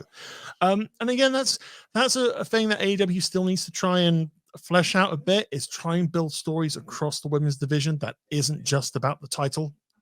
And that's one of the, and I think we've talked about this previously about it. It's like, you have some really good women's wrestlers here. Start giving them like stories to do down the card if they're not going to be in the main event, because that's the only way these characters can thrive and get over. with the audience as well. So yeah, no, I see what you mean. I see what you mean. I'm not. And honestly, I do want to emphasize this. This is not me saying Thunder Rosa is crap, because she's not. I fully appreciate she's a really good wrestler. She's got a really cool look to her and overall like theme to her, as it were. It's really, really cool. Just whenever I watch a match with her, I don't find it that interesting. There's just something that hasn't clicked, and I don't know what it is. I'm sure at some point it will happen. But for whatever reason, when I see a Thunder Rosa match, I'm like, oh, okay, all right, well, I'll watch it because I like AEW sort of thing. So when it comes to who could win this, Jade Cargill, I think, is a good bet, because do you want to beat her, given that she's undefeated? And also, I can't remember if with the Casino Battle Royale that you could choose when you get a title match, or if it's just kind of the next Dynamite. But I think they're still building up Jade, and I don't think they want to beat her. I think you get a title shot imminently. So it's like Jungle Boy won at Double or Nothing, and then he had a title shot within like 2-3 weeks on Dynamite. Yeah. So yeah, I still think they're building Jade, and she is definitely on the way to becoming a megastar for AEW. Absolutely. And the Jade brand. Jade brand. It's like I like their little promos. I know, right? They're simple. Yeah, not simple and effective and character building. Look, WWE, it's not that hard. Elsewhere, I think she's not had a rematch for the title, so I think Hikaru Shida could be in with a good shout. Yep. Also, shout out to Hikaru Shida's t-shirt on Shop AEW. It's a samurai cat, and I really want it. Look it up. Delivering pizza. Now if they delivered pizza, then we have samurai pizza cat. Oh God, I want. That's a debate for another day. Discuss it with me. I apologize. No, mate. Samurai pizza cat is great. It's just I always just don't want to get off the train, because otherwise I might just derail us for half an hour talking about it. No worries. Elsewhere, I mean, maybe Riho, because I think just a Riho Britt Baker title match would be great. The good thing looking at this lineup already is there are various really good competitors that could probably have a nice little short title feud. I mean, you look at Tai Conti. She's been building up quite nicely in AEW. Do you know what? She's another one that just for whatever reason hasn't clicked with me yet. Don't know what it is. Kira Hogan, obviously cementing her probably from moving from Impact over to AEW. That might be quite cool. And again, if you want to throw an interesting spanner in the storytelling works, what about Jamie Hayter? So this was who I was going to mention. I reckon her role in this match is basically going to be make sure certain players don't get to the final amount of people, like the final four. I reckon that's going to kind of be emphasized on commentary and stuff as well. That's kind of how I imagine this going on that front. But otherwise, it wouldn't surprise me if it's woman TBD. Yeah, it could be the surprise entrant, but is it TBD 1 or TBD 2? Because there are 2 still yet to confirm. Oh, I misread. Oh, yeah. So there are two mystery. That's why I said the Iconics. Oh, gasp. Oh, gasp. Unless they literally just come out literally as like a double act. Yeah. Like it's like a 3-legged race. They tie their feet together and stuff. Moving on. Jon Moxley, the Japanese wrestling legend Satoshi Kojima. This is going to be great fun. Like Satoshi Kojima, what's the way to put this? He's not as young as he was. He could still have a really fun match. Like at Wrestle Kingdom, I think he was the last minute replacement in a match for, it may have been Kenta's match. I'm trying to remember off the top of my head. That was like January. Yeah. But yeah, Satoshi Kojima v. Jon Moxley is going to be good fun. Like, it's just going to be good fun. Also, there better be some acknowledgements that Satoshi Kojima really likes bread. Hopefully. Go on his Twitter. That will explain everything. Like Bread Club, it's the best. Oh, is he friends with Tofu-chan? That cute, adorable dog that Maybe. loves bread. Maybe. Who knows? Maybe. Who knows? Yeah, I think it's going to be a good little match. I think more or less it's more of an exhibition match. Because it's basically, it's like, hey, we're working with New Japan Pro Wrestling, all that sort of stuff. And knowing Moxie, it's going to be a hard hitting affair. And yeah, he'll just stalk to the ring with that absolute intense stare and determination. And I love Moxie as a promo in AEW. I really do. It's pretty fun. It's kind of like I respect all hell out of Kojima, but I'm just gonna beat him senseless, and I'm going to take his scalp. It's like, okay. The thing about Kojima as well is like he's got I don't know how familiar you are with him, but he has got not that familiar. The way I describe him is he's got a proper aura to him.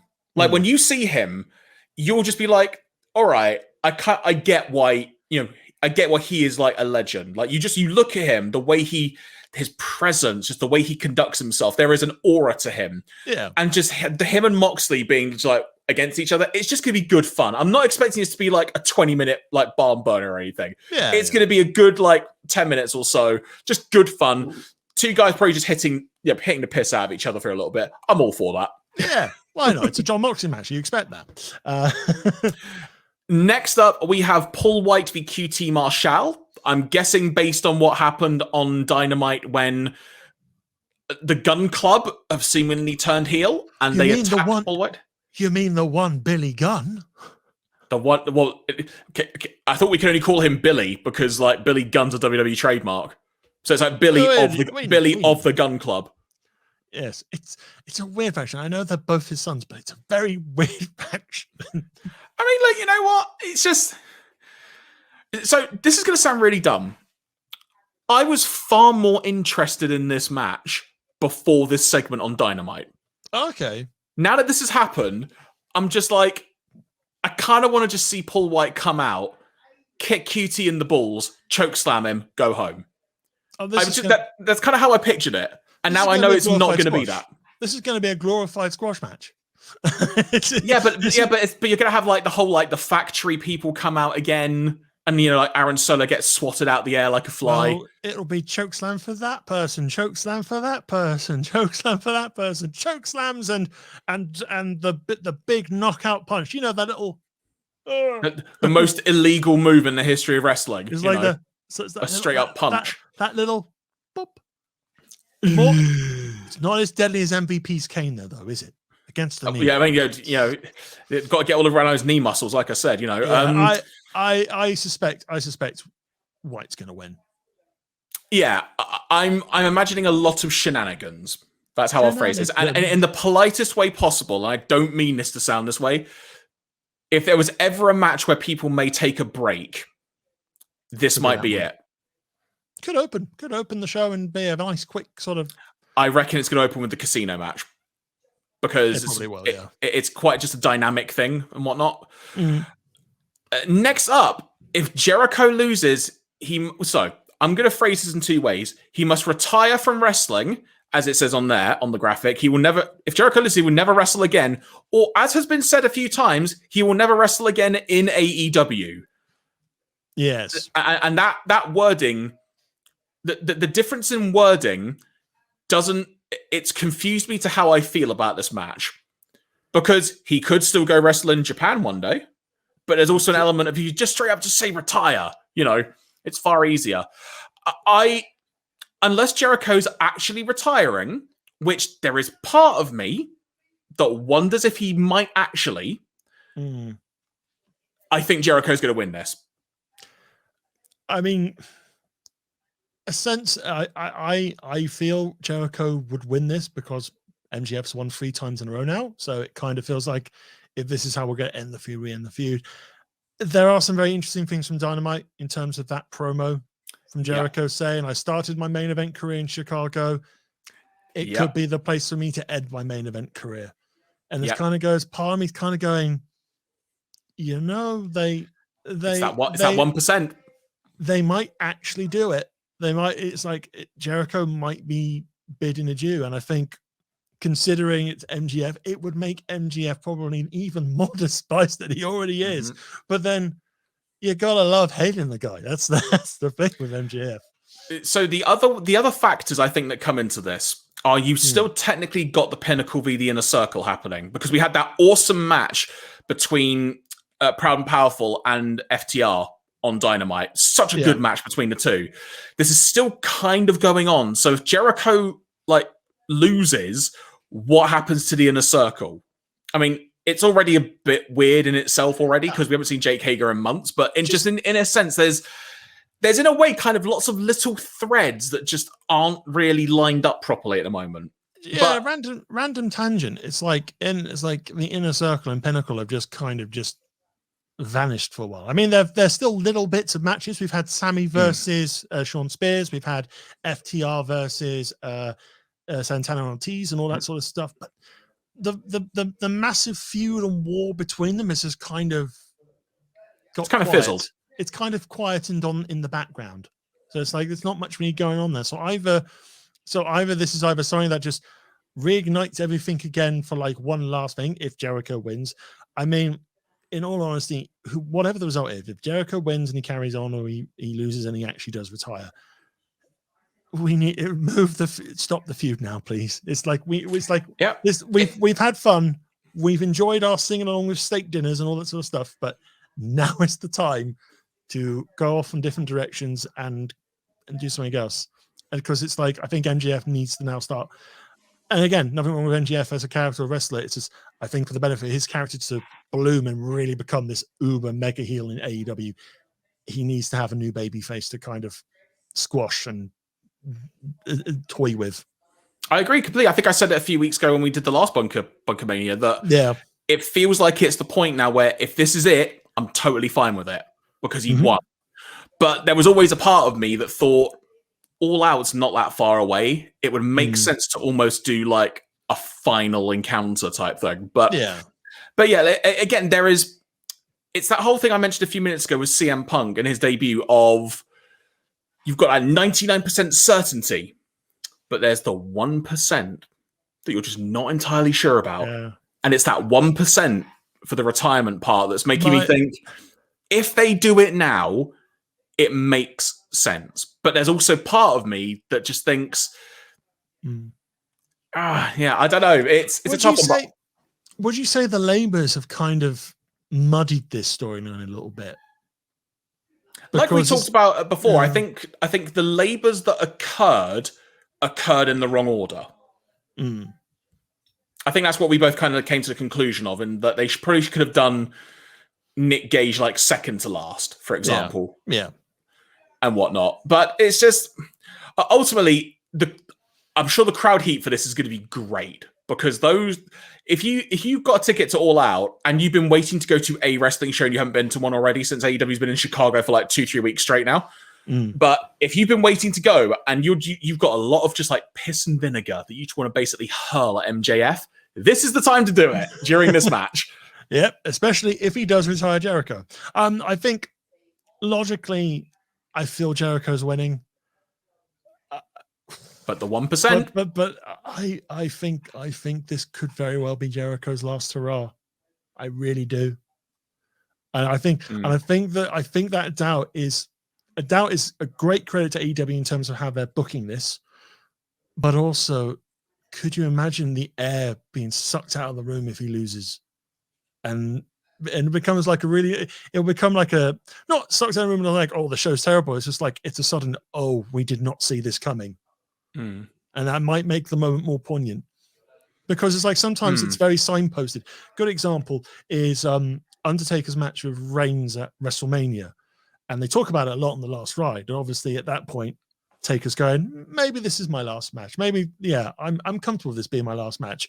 And you've got all the bells and whistles. You've got JR appearing at WrestleMania to do that commentary. It's like, it's the main event. And it's like, you kind of feel, oh, he's finishing. It felt like a final chapter. Yeah. But then Undertaker was not happy with the match.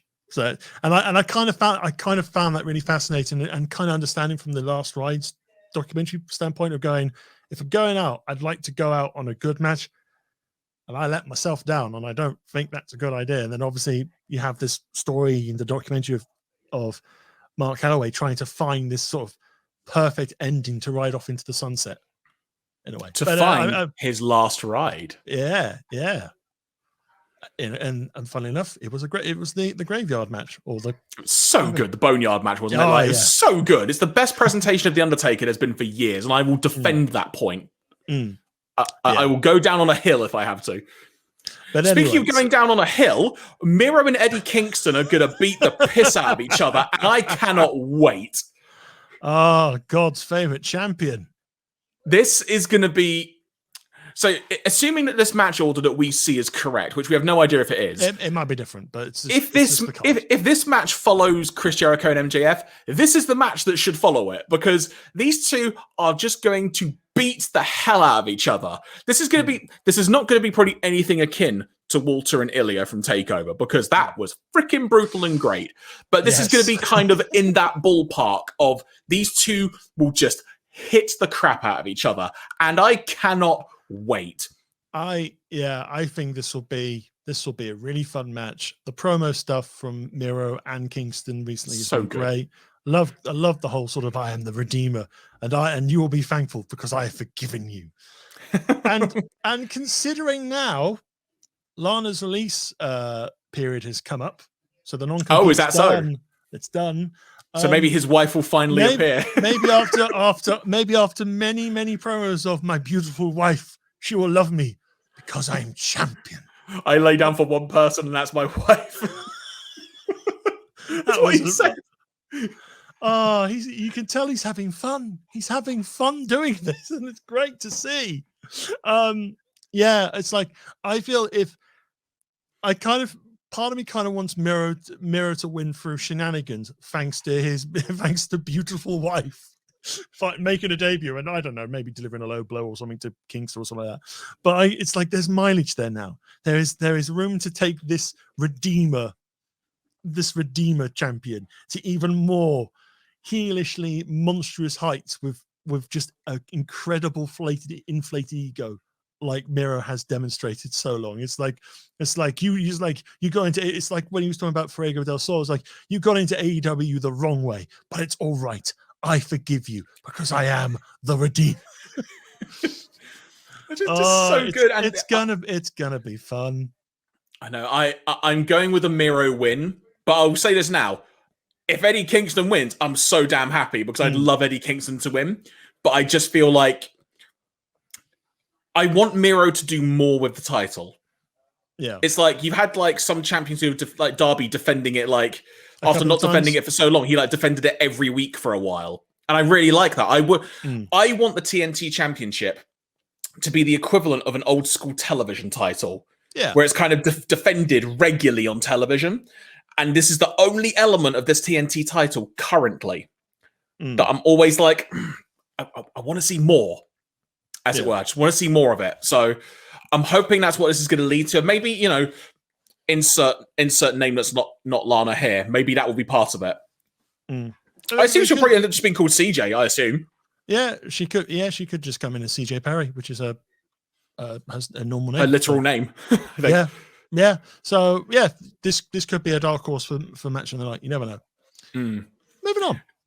So I'm going to change. So I'm going to sort of go away from the curve for a second here, because the next 4 matches.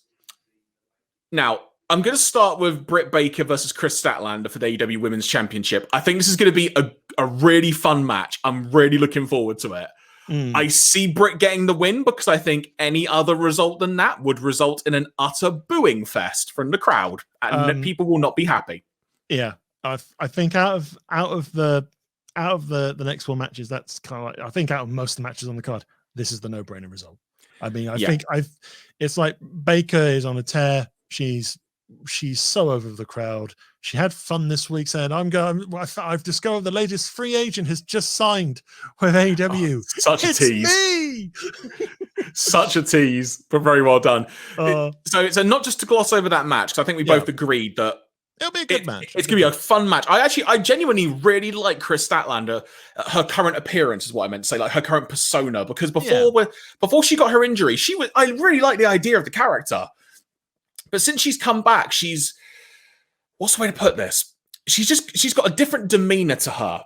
Obviously, aligned herself with the best friends, which is a really fun dynamic in itself. But just her presence, she comes across as just so much more intense, and I really, really like it. And I think that lends well to her character overall. But I think we both agreed this kind of the result is kind of confirmed at this point. But I think we've got 3 matches left. Young Bucks v. the Lucha Bros. Yes. CM Punk, Darby Allin, Omega, Christian Cage. The reason I'm mentioning all 3 together at the moment is because I think the important question here, which may determine how we decide on results, which match closes the show? It will be Punk. You reckon? I absolutely reckon it's going to be Punk and Darby Allin. Chicago, Punk's first match in 7 or so years. You'd be a fool. And if it guarantees you have your audience watching the entire pay-per-view, that's fine. I know I talked about it on the last episode, so well, maybe hold off Punk until the very end. No, I stand corrected. Opening the show with Punk was the right thing to do, because otherwise you could imagine the crowd being very, very restless. I think it was just like it just needed to happen. It just needed to happen organically as it did, and everyone went away happy. And I think here for All Out, I think Punk Allen should main event, because it's a dream match. It's the first match for Punk, and it's his hometown, and yeah, I think that's, if I was booking the show, that's what I would go for the main event. And that's not a discredit to Omega and Cage, because I think, considering a lot of people a few weeks ago were a little bit deflated it wasn't Hangman Page having the match at All Out, I think a lot of people have come around to the fact that Omega and Cage are going to have a great little match. They have good chemistry. The Impact title match showed that. So I don't think anyone's complaining about that AEW. It's just another chapter in the story of Kenny Omega there. So yeah, I mean, what match shall we have a quick natter on in terms of prediction of the result there? Do you want to talk about CM Punk versus Darby Allin, or should we leave that till last? So, just to sort of give my quick 2 cents on which match will go on last, I agree in saying I think for this event, Punk and Allen should be the main event because of the scale of the match. Yeah. That said, I am firmly of the belief that a championship match shouldn't be in a main event. That's just a general thing, like going back through many years of wrestling. But this is one of the few times I think you have got, I won't say the freedom, but I think this is one of the times you can definitely go, no, this needs to be the main event. Yeah. It's like when an unsanctioned match was the main event, for example. It's like, it makes sense because technically the event has finished. Yeah, sort of thing. I like that. Sorry, that thing from AEW when they've done lights out matches, when they say we're going to turn off the lights, and when we come back on, the broadcast is over, and all sort of branding's gone from the ring and all that stuff, and we'll carry on with this unsanctioned match. I like that. It makes it feel really special and really exactly, and it makes it stand out. Off the books wrestling is like, ooh, exactly, dangerous. Exactly, but I think this is an instance where this is almost too big, to not be the main event. But that said, if it is the main event and Christian and Omega is a freaking barnstormer, and then you have a cage match before this match, which they're going to go freaking off the wall balls crazy to freaking steal the show, and all the insane stuff they could do with a cage, could, in a weird way, could the match have what's the way to phrase this? Could it be a detriment to have the match as the main event? Because at that point, could the crowd be too tired, hypothetically? This is true. And we have kind of seen that with Rampage in terms of the last couple of episodes, in terms of the best things appeared at the start of the card. So you had the finals of the tag team tournament, and then you had Punk, and then things kind of felt a little bit deflated. Not in a bad way, not in a sort of the fans hated to be there. It's just like they'd given it their all for the bits that they love the most, and now they're just kind of going, okay, we're happy here. We're just going to carry on for a bit. This is fun, very much. I think because we don't know what we've got a confirmed card, but we don't know how exactly. We'll talk about all three regardless of the match order. But I think I felt that was a very needed discussion to have. No. Agreed. And also, I've also just seen your note here. I didn't realize this was not happening now. Andrade v. Pac has been pulled. You've got a note saying here. Yes. So they've announced that due to travel issues, Andrade versus Pac is not happening now. Don't know travel issues for who? Pac. So Pac's technically been pulled.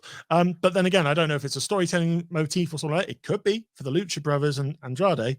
But there is the suggestion that there might be a mystery match, or Andrade might still be at All Out fighting someone. The question is, who? Oh, God, I'm always, you say that now, and there was always a part of me that's thinking, not in a bad way, I feel like if there's another match on this show, it may be too much. Yeah. Like, again, I want to see the match.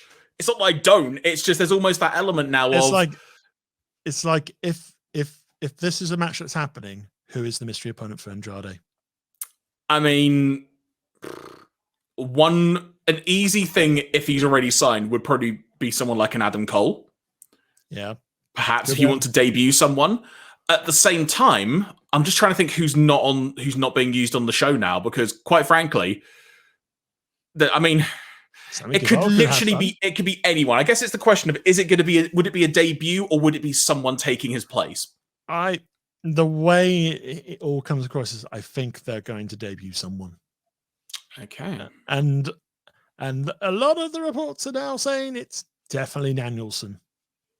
I might be wrong. It might not be Danielson, but it's like, I feel like they've, it was noted on some of like the report sites that they feel like, I think the source of saying they've pulled the debut forward from the Grand Slam to All Out. Because again, it's like you're riding high on obviously the CM Punk stuff and a really good looking card. What better way to kind of make an emphatic statement of, we're here, we are the premier wrestling company now, than to debut a former WWE champion, a Hall of Fame legendary talent, Danielson. But it could be Adam Cole. Could be Adam Cole. Might be Adam Cole. He's got no cavities. Could be Adam Cole. It could be Grizzly Redwood. Or it could. There's a deep cut for anyone who knows that reference. or the slightly left field. It could be the former Buddy Murphy or Buddy Matthews, as he's going by now. You see, that might be fun. Yeah. Because doesn't matter who wins or loses. You expect Andrade to win that match, but it's just like, oh, that would be fun, wouldn't it? Yeah. I don't know if they had many matches in WWE. I don't think they did. I think they won two separate. No. They were on Raw. They're on Raw. You know what? I'm just going to quickly look this up. Andrade v. Buddy Murphy. Let's see what comes up. I'm sure. First result, 2K Battlegrounds. No, that's not what I want. Have you not been playing 2K Battlegrounds, Jeremy? Honestly, nothing's come up as like an immediate result. Okay, so it might be a first time match. Who knows? It might be fun. That may also just be because not many people are watching 205 live in the grand scheme of things. He was the best kept secret. Yeah, literally. So, you know what? If that does happen, I would be up for that. But there's also an element where I would almost want the match to have time, because Andrade really needs to have a great match. Yeah. But there's also the element of, who wins that? Because if you're debuting Buddy, but then you got Andrade, like it's a bit more of a minefield. I mean, to save face, maybe if the Lucha Brothers do win the tag team belts in the cage and they somehow align themselves with Andrade because Pac is not there for whatever reason, it could be storytelling reason, to be honest. And then basically maybe the Lucha Brothers come out and have Andrade's back or something like that. I don't know. Maybe Chavo Guerrero or part of the Andrade entourage tries to get involved and say, oh, you're ruining this nice moment for this wrestler. Stop it. And cause a DQ. I mean, in perfect, there might not actually be a match. It might just be Andrade comes out, has a moment that his opponent's not there. Someone comes out, lays him out, walks off. Debut confirmed. Done. I mean, you know who's not on this show anywhere? Who? Mr. Malachi Black. This is true. He's got a match on Rampage, I think, tonight. Oh, that makes sense then. But anyway, so we've got three matches to talk. We'll do cage match first. So Young Bucks versus the Lucha Brothers. I genuinely feel this match has got an insane amount of potential to steal the show. This could be absolutely utterly mentally crazy. I also think the Lucha Brothers should win. I love the Young Bucks as the champs, but I think it's got to a point. And admittedly, I didn't see the full beatdown on Dynamite because on the Fight TV feed, it cut out like dead on the 2-hour mark. So I don't know how the actual segment ended. But I think we're at a point now where effectively all three champions are heels. And it's good fun having it that way. But there is a part of me that still thinks Adam Page is going to be the one. I mean, this is jumping forward a tad now, but it makes sense. Yeah. That Adam Page will be the one to dethrone Kenny Omega. I just think that has to happen. It has to. So I think the Lucha Bros will win because at this point, it would be cool to have some face champions, or at least, not heels as the tag champs. I mean, I would probably be happy with Lucha Bros winning, but again, I still think there's like unfinished business with Dark Order. Oh, 100%. Totally. But it feels, I mean, it's a hard match. I mean, I think when this match was first announced, not before Lucha Bros won it, and they said, "Oh, it's going to be a cage," you kind of go, "Yeah, I can see the Young Bucks losing their titles." But I'm not sure. This is again a nice little testament to the booking of AEW here. It's like, I mean, I wouldn't be too opposed if the Young Bucks won, but without the help of the Elite. But this is the thing that they've said on commentary that the cage is specifically to keep the Elite out. But what if they're hiding under the ring?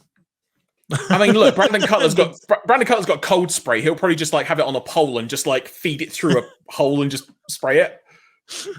Or he'll just lower down from above on like a little rappel and go. Ooh, for the record, Brandon Cutler's is the best stooge. He really is. Absolutely. I think logically, I would say Lucha Brothers take the belts, but part of me wouldn't. Again, I wouldn't be too mad if the Young Bucks have the belts. To be honest. Oh, likewise, yeah. I've got no issue if the Young Bucks are still the champs, but I'm just thinking they've had them a long time now. Yeah, I think I would like to see Lucha Bros win, but I will be happy whatever the result with this one. To be perfectly honest, yeah. So yeah, but it should be a great match. It should be a really good fun match. Indeed. Then for the AEW Championship, we have Mr. Kenneth Omega against Christian of Cage, and the carny piece of that is Don Callis. The invisible hand. Don Callis is a treasure on AEW. Right? I hope he's on commentary for this match. I really do. The dynamite where they show the video of basically saying, "Why did you not bring back Christian? I found this young lad. He's called Kenny. He's 10 years old." And then Cage goes, "I don't know what's more weird, the fact that you managed to manipulate a 10-year-old boy, or the fact that he's still being manipulated today." And you got the, hey, Christian, you don't know me. You don't know me. You don't know me. I laughed so hard. That was beautiful. But Joe, actually, I'm going to say this now before I forget. I meant to mention this during the Jericho talk earlier, but there was a moment where Jericho called MJF in his promo a piece of shit, and Tony Schiavone just under his breath just goes, "Common knowledge." I also like the best. Just to draw on that tangent, I just love how Tony Schiavone just doesn't want anything to do with MGF, and every time he has to do something, he just going, "I don't want to be here, but all right." It's like, I'm going to be on my phone for a bit now. You talk. So this title match, obviously we had the really freaking great match on Rampage with the Impact title. I don't see Omega losing for the reason that I said a few moments ago, and that I think it has to be Adam Page that dethrones Omega. Yeah. I just think everything is leading to that, and it has to be that. That's if ultimately it isn't, so be it. I trust AEW to make it work, but I just feel for the couple of years storyline now that this has been building to, it has to be Page v Omega. That ultimately is the way it goes. So I still see it being another great match, but I think Omega will get this one. Yeah, I think. Yeah, I'm with you. It's also, it's very hard to see Cage taking that belt. And the fact matter is, he's been undefeated since he joined at Revolution. A loss isn't going to hurt Christian Cage, to be perfectly honest. He's had some really great matches in there. He had the Impact match title win as well, which was really, really good. Yeah, this is Kenny Omega continues on his warpath of being the dastardly heel that he is with Don Callis. And we are just lying in wait possibly for the Adam Page showdown. Which I mean, has the little one actually arrived in the world yet? Do we know? I'm not sure. I am not sure. Because I guess that's going to depend on when he'll be back. But I mean, the other thing, I mean, I don't know how this would go down, but the other possibility is time limit draw. That could be an option. Because then neither champ is beaten. How long are the championship matches? They're like 30 or 60 minutes. I want to say 60. And it's pay-per-view.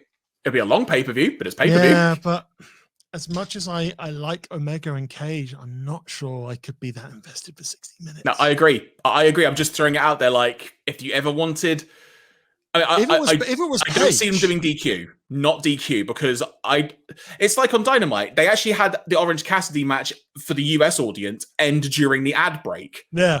Which was freaking great. I loved it because it's like, good. You've actually established that you have to pay attention now. They shouldn't do it every week or anything like that, but you've actually now established. It's like when they did their first DQ in the it was the 2 out of 3 falls or Iron Man match between Omega and Pac on Dynamite. The first DQ that AEW had was randomly in a 2 out of 3 falls match. Yeah. Like, it's just, they don't have to make a big deal of it, but they've done it once now and they've established it. I think there might be shenanigans that stops Cage in his quest to take the belt. Or I'm sure the Super Elite will get involved. Or Kenny just beats him clean, or whatever happens. But yeah, I do not see that belt leaving Omega's waste any time too soon. I think, like we said, the Hangman Page story writes itself. Mm-hmm. And then finally, what we have both agreed will more than likely be the main event: CM Punk versus Darby Allin. I mean, on the graphic it says with Sting, but as Sting said on Dynamite, he will basically be in the building, he'll fist bump Darby on the ramp, and then he'll go backstage because this is going to be one-on-one. Yeah. I am very... I honestly, I can't express how excited I am to see this, but I'm also really trying to, like, temper down my expectation because... kind of ground yourself a bit. Yeah, and the reason I say that... this is going to make me sound like a proper piece of crap, but Punk delivered the GTS. During that, he got the beatdown thing that happened on him on Dynamite with 2.0.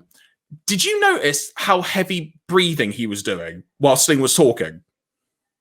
Possibly, maybe. I mean, I get, like, he's not really... Well, he's on camera. He's not been in the ring for a while. And, either way, you're allowed to breathe. I get that. But there was just part of me that saw that and was wondering, is that a sign? Or... I don't know. I'm probably just overthinking because I really just want this to go well. This is all I care about. I just want this match to go well. I think regardless of the result in the match, I think as long as Punk shows everyone that he can still go, he might not have to go like 20 or 25 minutes. It might be a 15-minute match. Who knows? I think it will be. It might just be crazy moves left, right, and center, and off we go. But yeah, I think I would just like a good match, not many botches, and just heck, I'll take a 3-star match as long as just to get us off the ground running with Punk. Because once Punk gets comfortable, it'll probably be the sky's the limit. To be perfectly honest, in that side of things. In terms of the results, I mean, part of me kind of feels you could do Darby to give him like a proper boost, but it's got to be Punk. It's like first match back in 7 years. It's the emphatic statement of Punk still got it by winning, and it's like, again, I wouldn't be too shocked if Darby won. Well, no, I would be slightly shocked. I would be a little bit shocked. But again, this is a result that if either one happened, I'll just go, fine. As long as you have a good match and the finish isn't strange or silly and it's nice and clean, don't mind. But common sense tells me it's Punk. It has to be. I basically agree with you. But the thing is, though, there is a part of me that just thinks Darby... What's the way to phrase this? Darby turns heel? No. I think in a way... What's the way to try and articulate this? I'm trying to say Darby should win without saying Darby should win. Because I mean from the perspective that Punk's made it abundantly clear he's coming back after 7 years. He wants to like wrestle the young talent and kind of help bring them up and whatnot. And part of me just makes me think, is he going to be the one to say, no, Darby's winning this? Because then there's also the element of the whole idea of the match as well, is that Punk has said, you can wrestle Punk, but nothing's more dangerous than Punk in Chicago. So there's the element then that if they're ever going to do a rematch, it's almost on the idea that, you couldn't beat him in Chicago when he's at his worst, but you can do it somewhere in like Bumbletown, California. I don't know. Or Grand Slam. Or... Maybe, do you know what I mean? It's just, there is an element to No. where I think it makes complete sense that Darby should win if this is the way it goes. But yeah, like Punk, basically. Like if it's not Punk, like I say, it wouldn't surprise me, but it would need to be a damn good way of doing it, which I have every faith in AEW doing, because they've more than proved themselves at this point. Yeah, I think the only people they may need to convince in that building might be the fans. Or time limit draw. There's always that, but then I think people might still feel a bit cheated, to be honest. There you go. I don't know, but no, it's like, as much as I think a Derby win would be quite cool and kind of go, oh wow, he's really gonna skyrocket up the ranks and be like, they're demonstrating that he is one of the big stars of AEW. I mean, he already is, but this really cements him as like a homegrown AEW talent, not from another country. This is like AEW original, tried and tested, all that sort of stuff. I think would be cool. But yeah, it's kind of, let's finish off the lovely return story of Punk, and then we can explore the fun, the thrills, and the oddities of maybe he loses to other people. There you go, right? Chance. But yeah, but no, bottom line, this pay-per-view, I'm more excited. It's like, it took me a couple of weeks to come around to that All Out and some of the card choices, but I think this will be a good show. If they deliver this will be probably the wrestling show of the year. I'm going to go on record now as saying this is the most anticipated show of this year, without fail. Now, look, obviously it's been a weird year. WrestleMania was the first big show in front of a crowd. That notwithstanding, in terms of hype for a pay-per-view, this is easily and by far the biggest we've seen in a long time. And I am so excited to see it. But when we next do BunkaMania, we will be talking about this pay-per-view, or at the very least the aftermath of it as well at some point. They kind of melt together. Exactly, because we're sort of still fine-tuning the schedule and whatnot. But I'm going to say, folks, on that note, because we've been going for over 2 hours now, thank you so much for tuning in and listening and watching and such. I think we're going to bring this to a close, this edition of BunkaMania. But before we go, we do quickly want to say that when it comes to subscribing and such, Ian, I know you wanted to make sure to point this out, we are now in the month of September. Yes. So this means that subscribers can join today, or can join today for less, quite frankly. I believe that's the way it goes. And Mitty, I'm still fairly new to Twitch myself, Ian, so I think I'll hand this bit over to you so you can explain it in a far more confident way than I can. Yeah, so basically this is it's an annual thing that Twitch does. It's September, so it allows people, new subscribers, to join channels at a lower discounted rate. I believe you save 20%. You can also do that for gifting subs to new viewers as well. Again, it's the same usual benefit for the Twitch streamers. We get obviously a little bit of that as well to help support the channel and help us grow and help us bloom and help us prosper and all that sort of stuff. So yes, we'll be doing a couple of streams across September. Obviously, we are still in the middle of the little rebuild of Bunkazilla at the moment. Hopefully when we get to October, there'll be a more concrete streaming schedule covering all the basic brands of movies, video games, anime, and of course a couple episodes of BunkaMania along the way as well. So yes, even by clicking the follow button, which is completely free to do so, you're supporting us, and that will be amazing. So give that little heart button a click if you haven't done already, and you'll find out when we go live next time. As well as that, you can follow us on Facebook and Twitter, and of course at Twitch at Bunkazilla UK. So yes, it's a little bit quiet on this front at the moment, but come October, we will be back and we will be stomping once again. Exactly. So, yes. If you want to stomp on over to more what Bunkazilla has got, quite frankly, including some more BunkaMania, you can check out our recent episode on the Invasion pay-per-view, because it is this year is the 20 years since that pay-per-view happened. So we both gave it a watch and had a good little chin wag about that. And you can check out past episodes of BunkaMania as well on the YouTube channel. And if you want to get in contact with Bunkazilla, you can do so by email at contact@bunkazilla.co.uk. You can feel free to send us your thoughts if you have any things you want to convey. If you completely disagree with anything that either myself or Ian have said, let us know. We'd love to hear from you. And I'm trying to think what else I was going off on a tangent there, but no. Yes, that is all. That is all the public service announcements when it comes to Bunkazilla. Of course, we are both also on Twitter. So if you want to chat to us about wrestling on Twitter, you are more than welcome to do so. And yes, I can go first. You can follow me on Twitter at Decade, and I also stream on Twitch on Sundays and Mondays at the moment over at twitch.tv/thedecade. Sundays we play simulator games. This Sunday it will be farming simulator. So I'm going to start making a harvest, and what could possibly go wrong with that? You're leading to All Out. You're leading to All Out. Get ready for the biggest day of wrestling. We're farming, all that sort of stuff. And then, of course, on Monday it is Watch Along, which is some of the old shows from the past. So we've been currently going through the Street Fighter animated series that is starting to come towards the end of its tenure. So I'll be looking for more shows, but we also enjoy some local commercials as well, which is an experience in itself. Oh, isn't it just? Isn't it just? But yes, lots of fun there. Do pop on over. It'll be lovely to see you there. So, Jeremy, how can people get in touch with you and follow you? I mean, you can find me on Twitter. Is probably the easiest way to find me. Twitter or Instagram, quite frankly. I am at Jeremy G and then __ because that's just the way life works when it comes to usernames.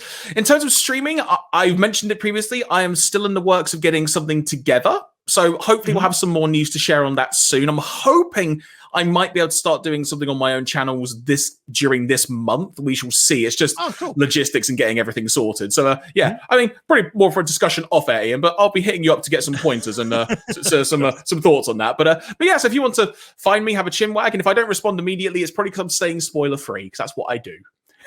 I am very known to just go dark for a day or two on social media to avoid anything spoilers. I mean, when it's a pay-per-view, I really don't want the results spoiled. I go dark. I go dark until like 6 p.m. So I've watched it. Everyone can talk to me again. It's fine. It's fine.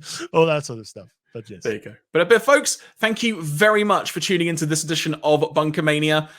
As you can tell, we're both very excited for All Out this weekend. We hope you are as well. And until our next episode, we will talk to you soon. Have a great All Out weekend. And if you want a little bit of fun, do the All Out karaoke. You do all in first, all out next, all in, all out, all in. You do the All Out hokey cokey and you turn around. CM Punk is now back. Hooray! Oh, water on Fight TV. We're not sponsored by Fight TV, but do call us. We will see you soon. Stomp on, Monsters of Culture. Stomp on. Good night.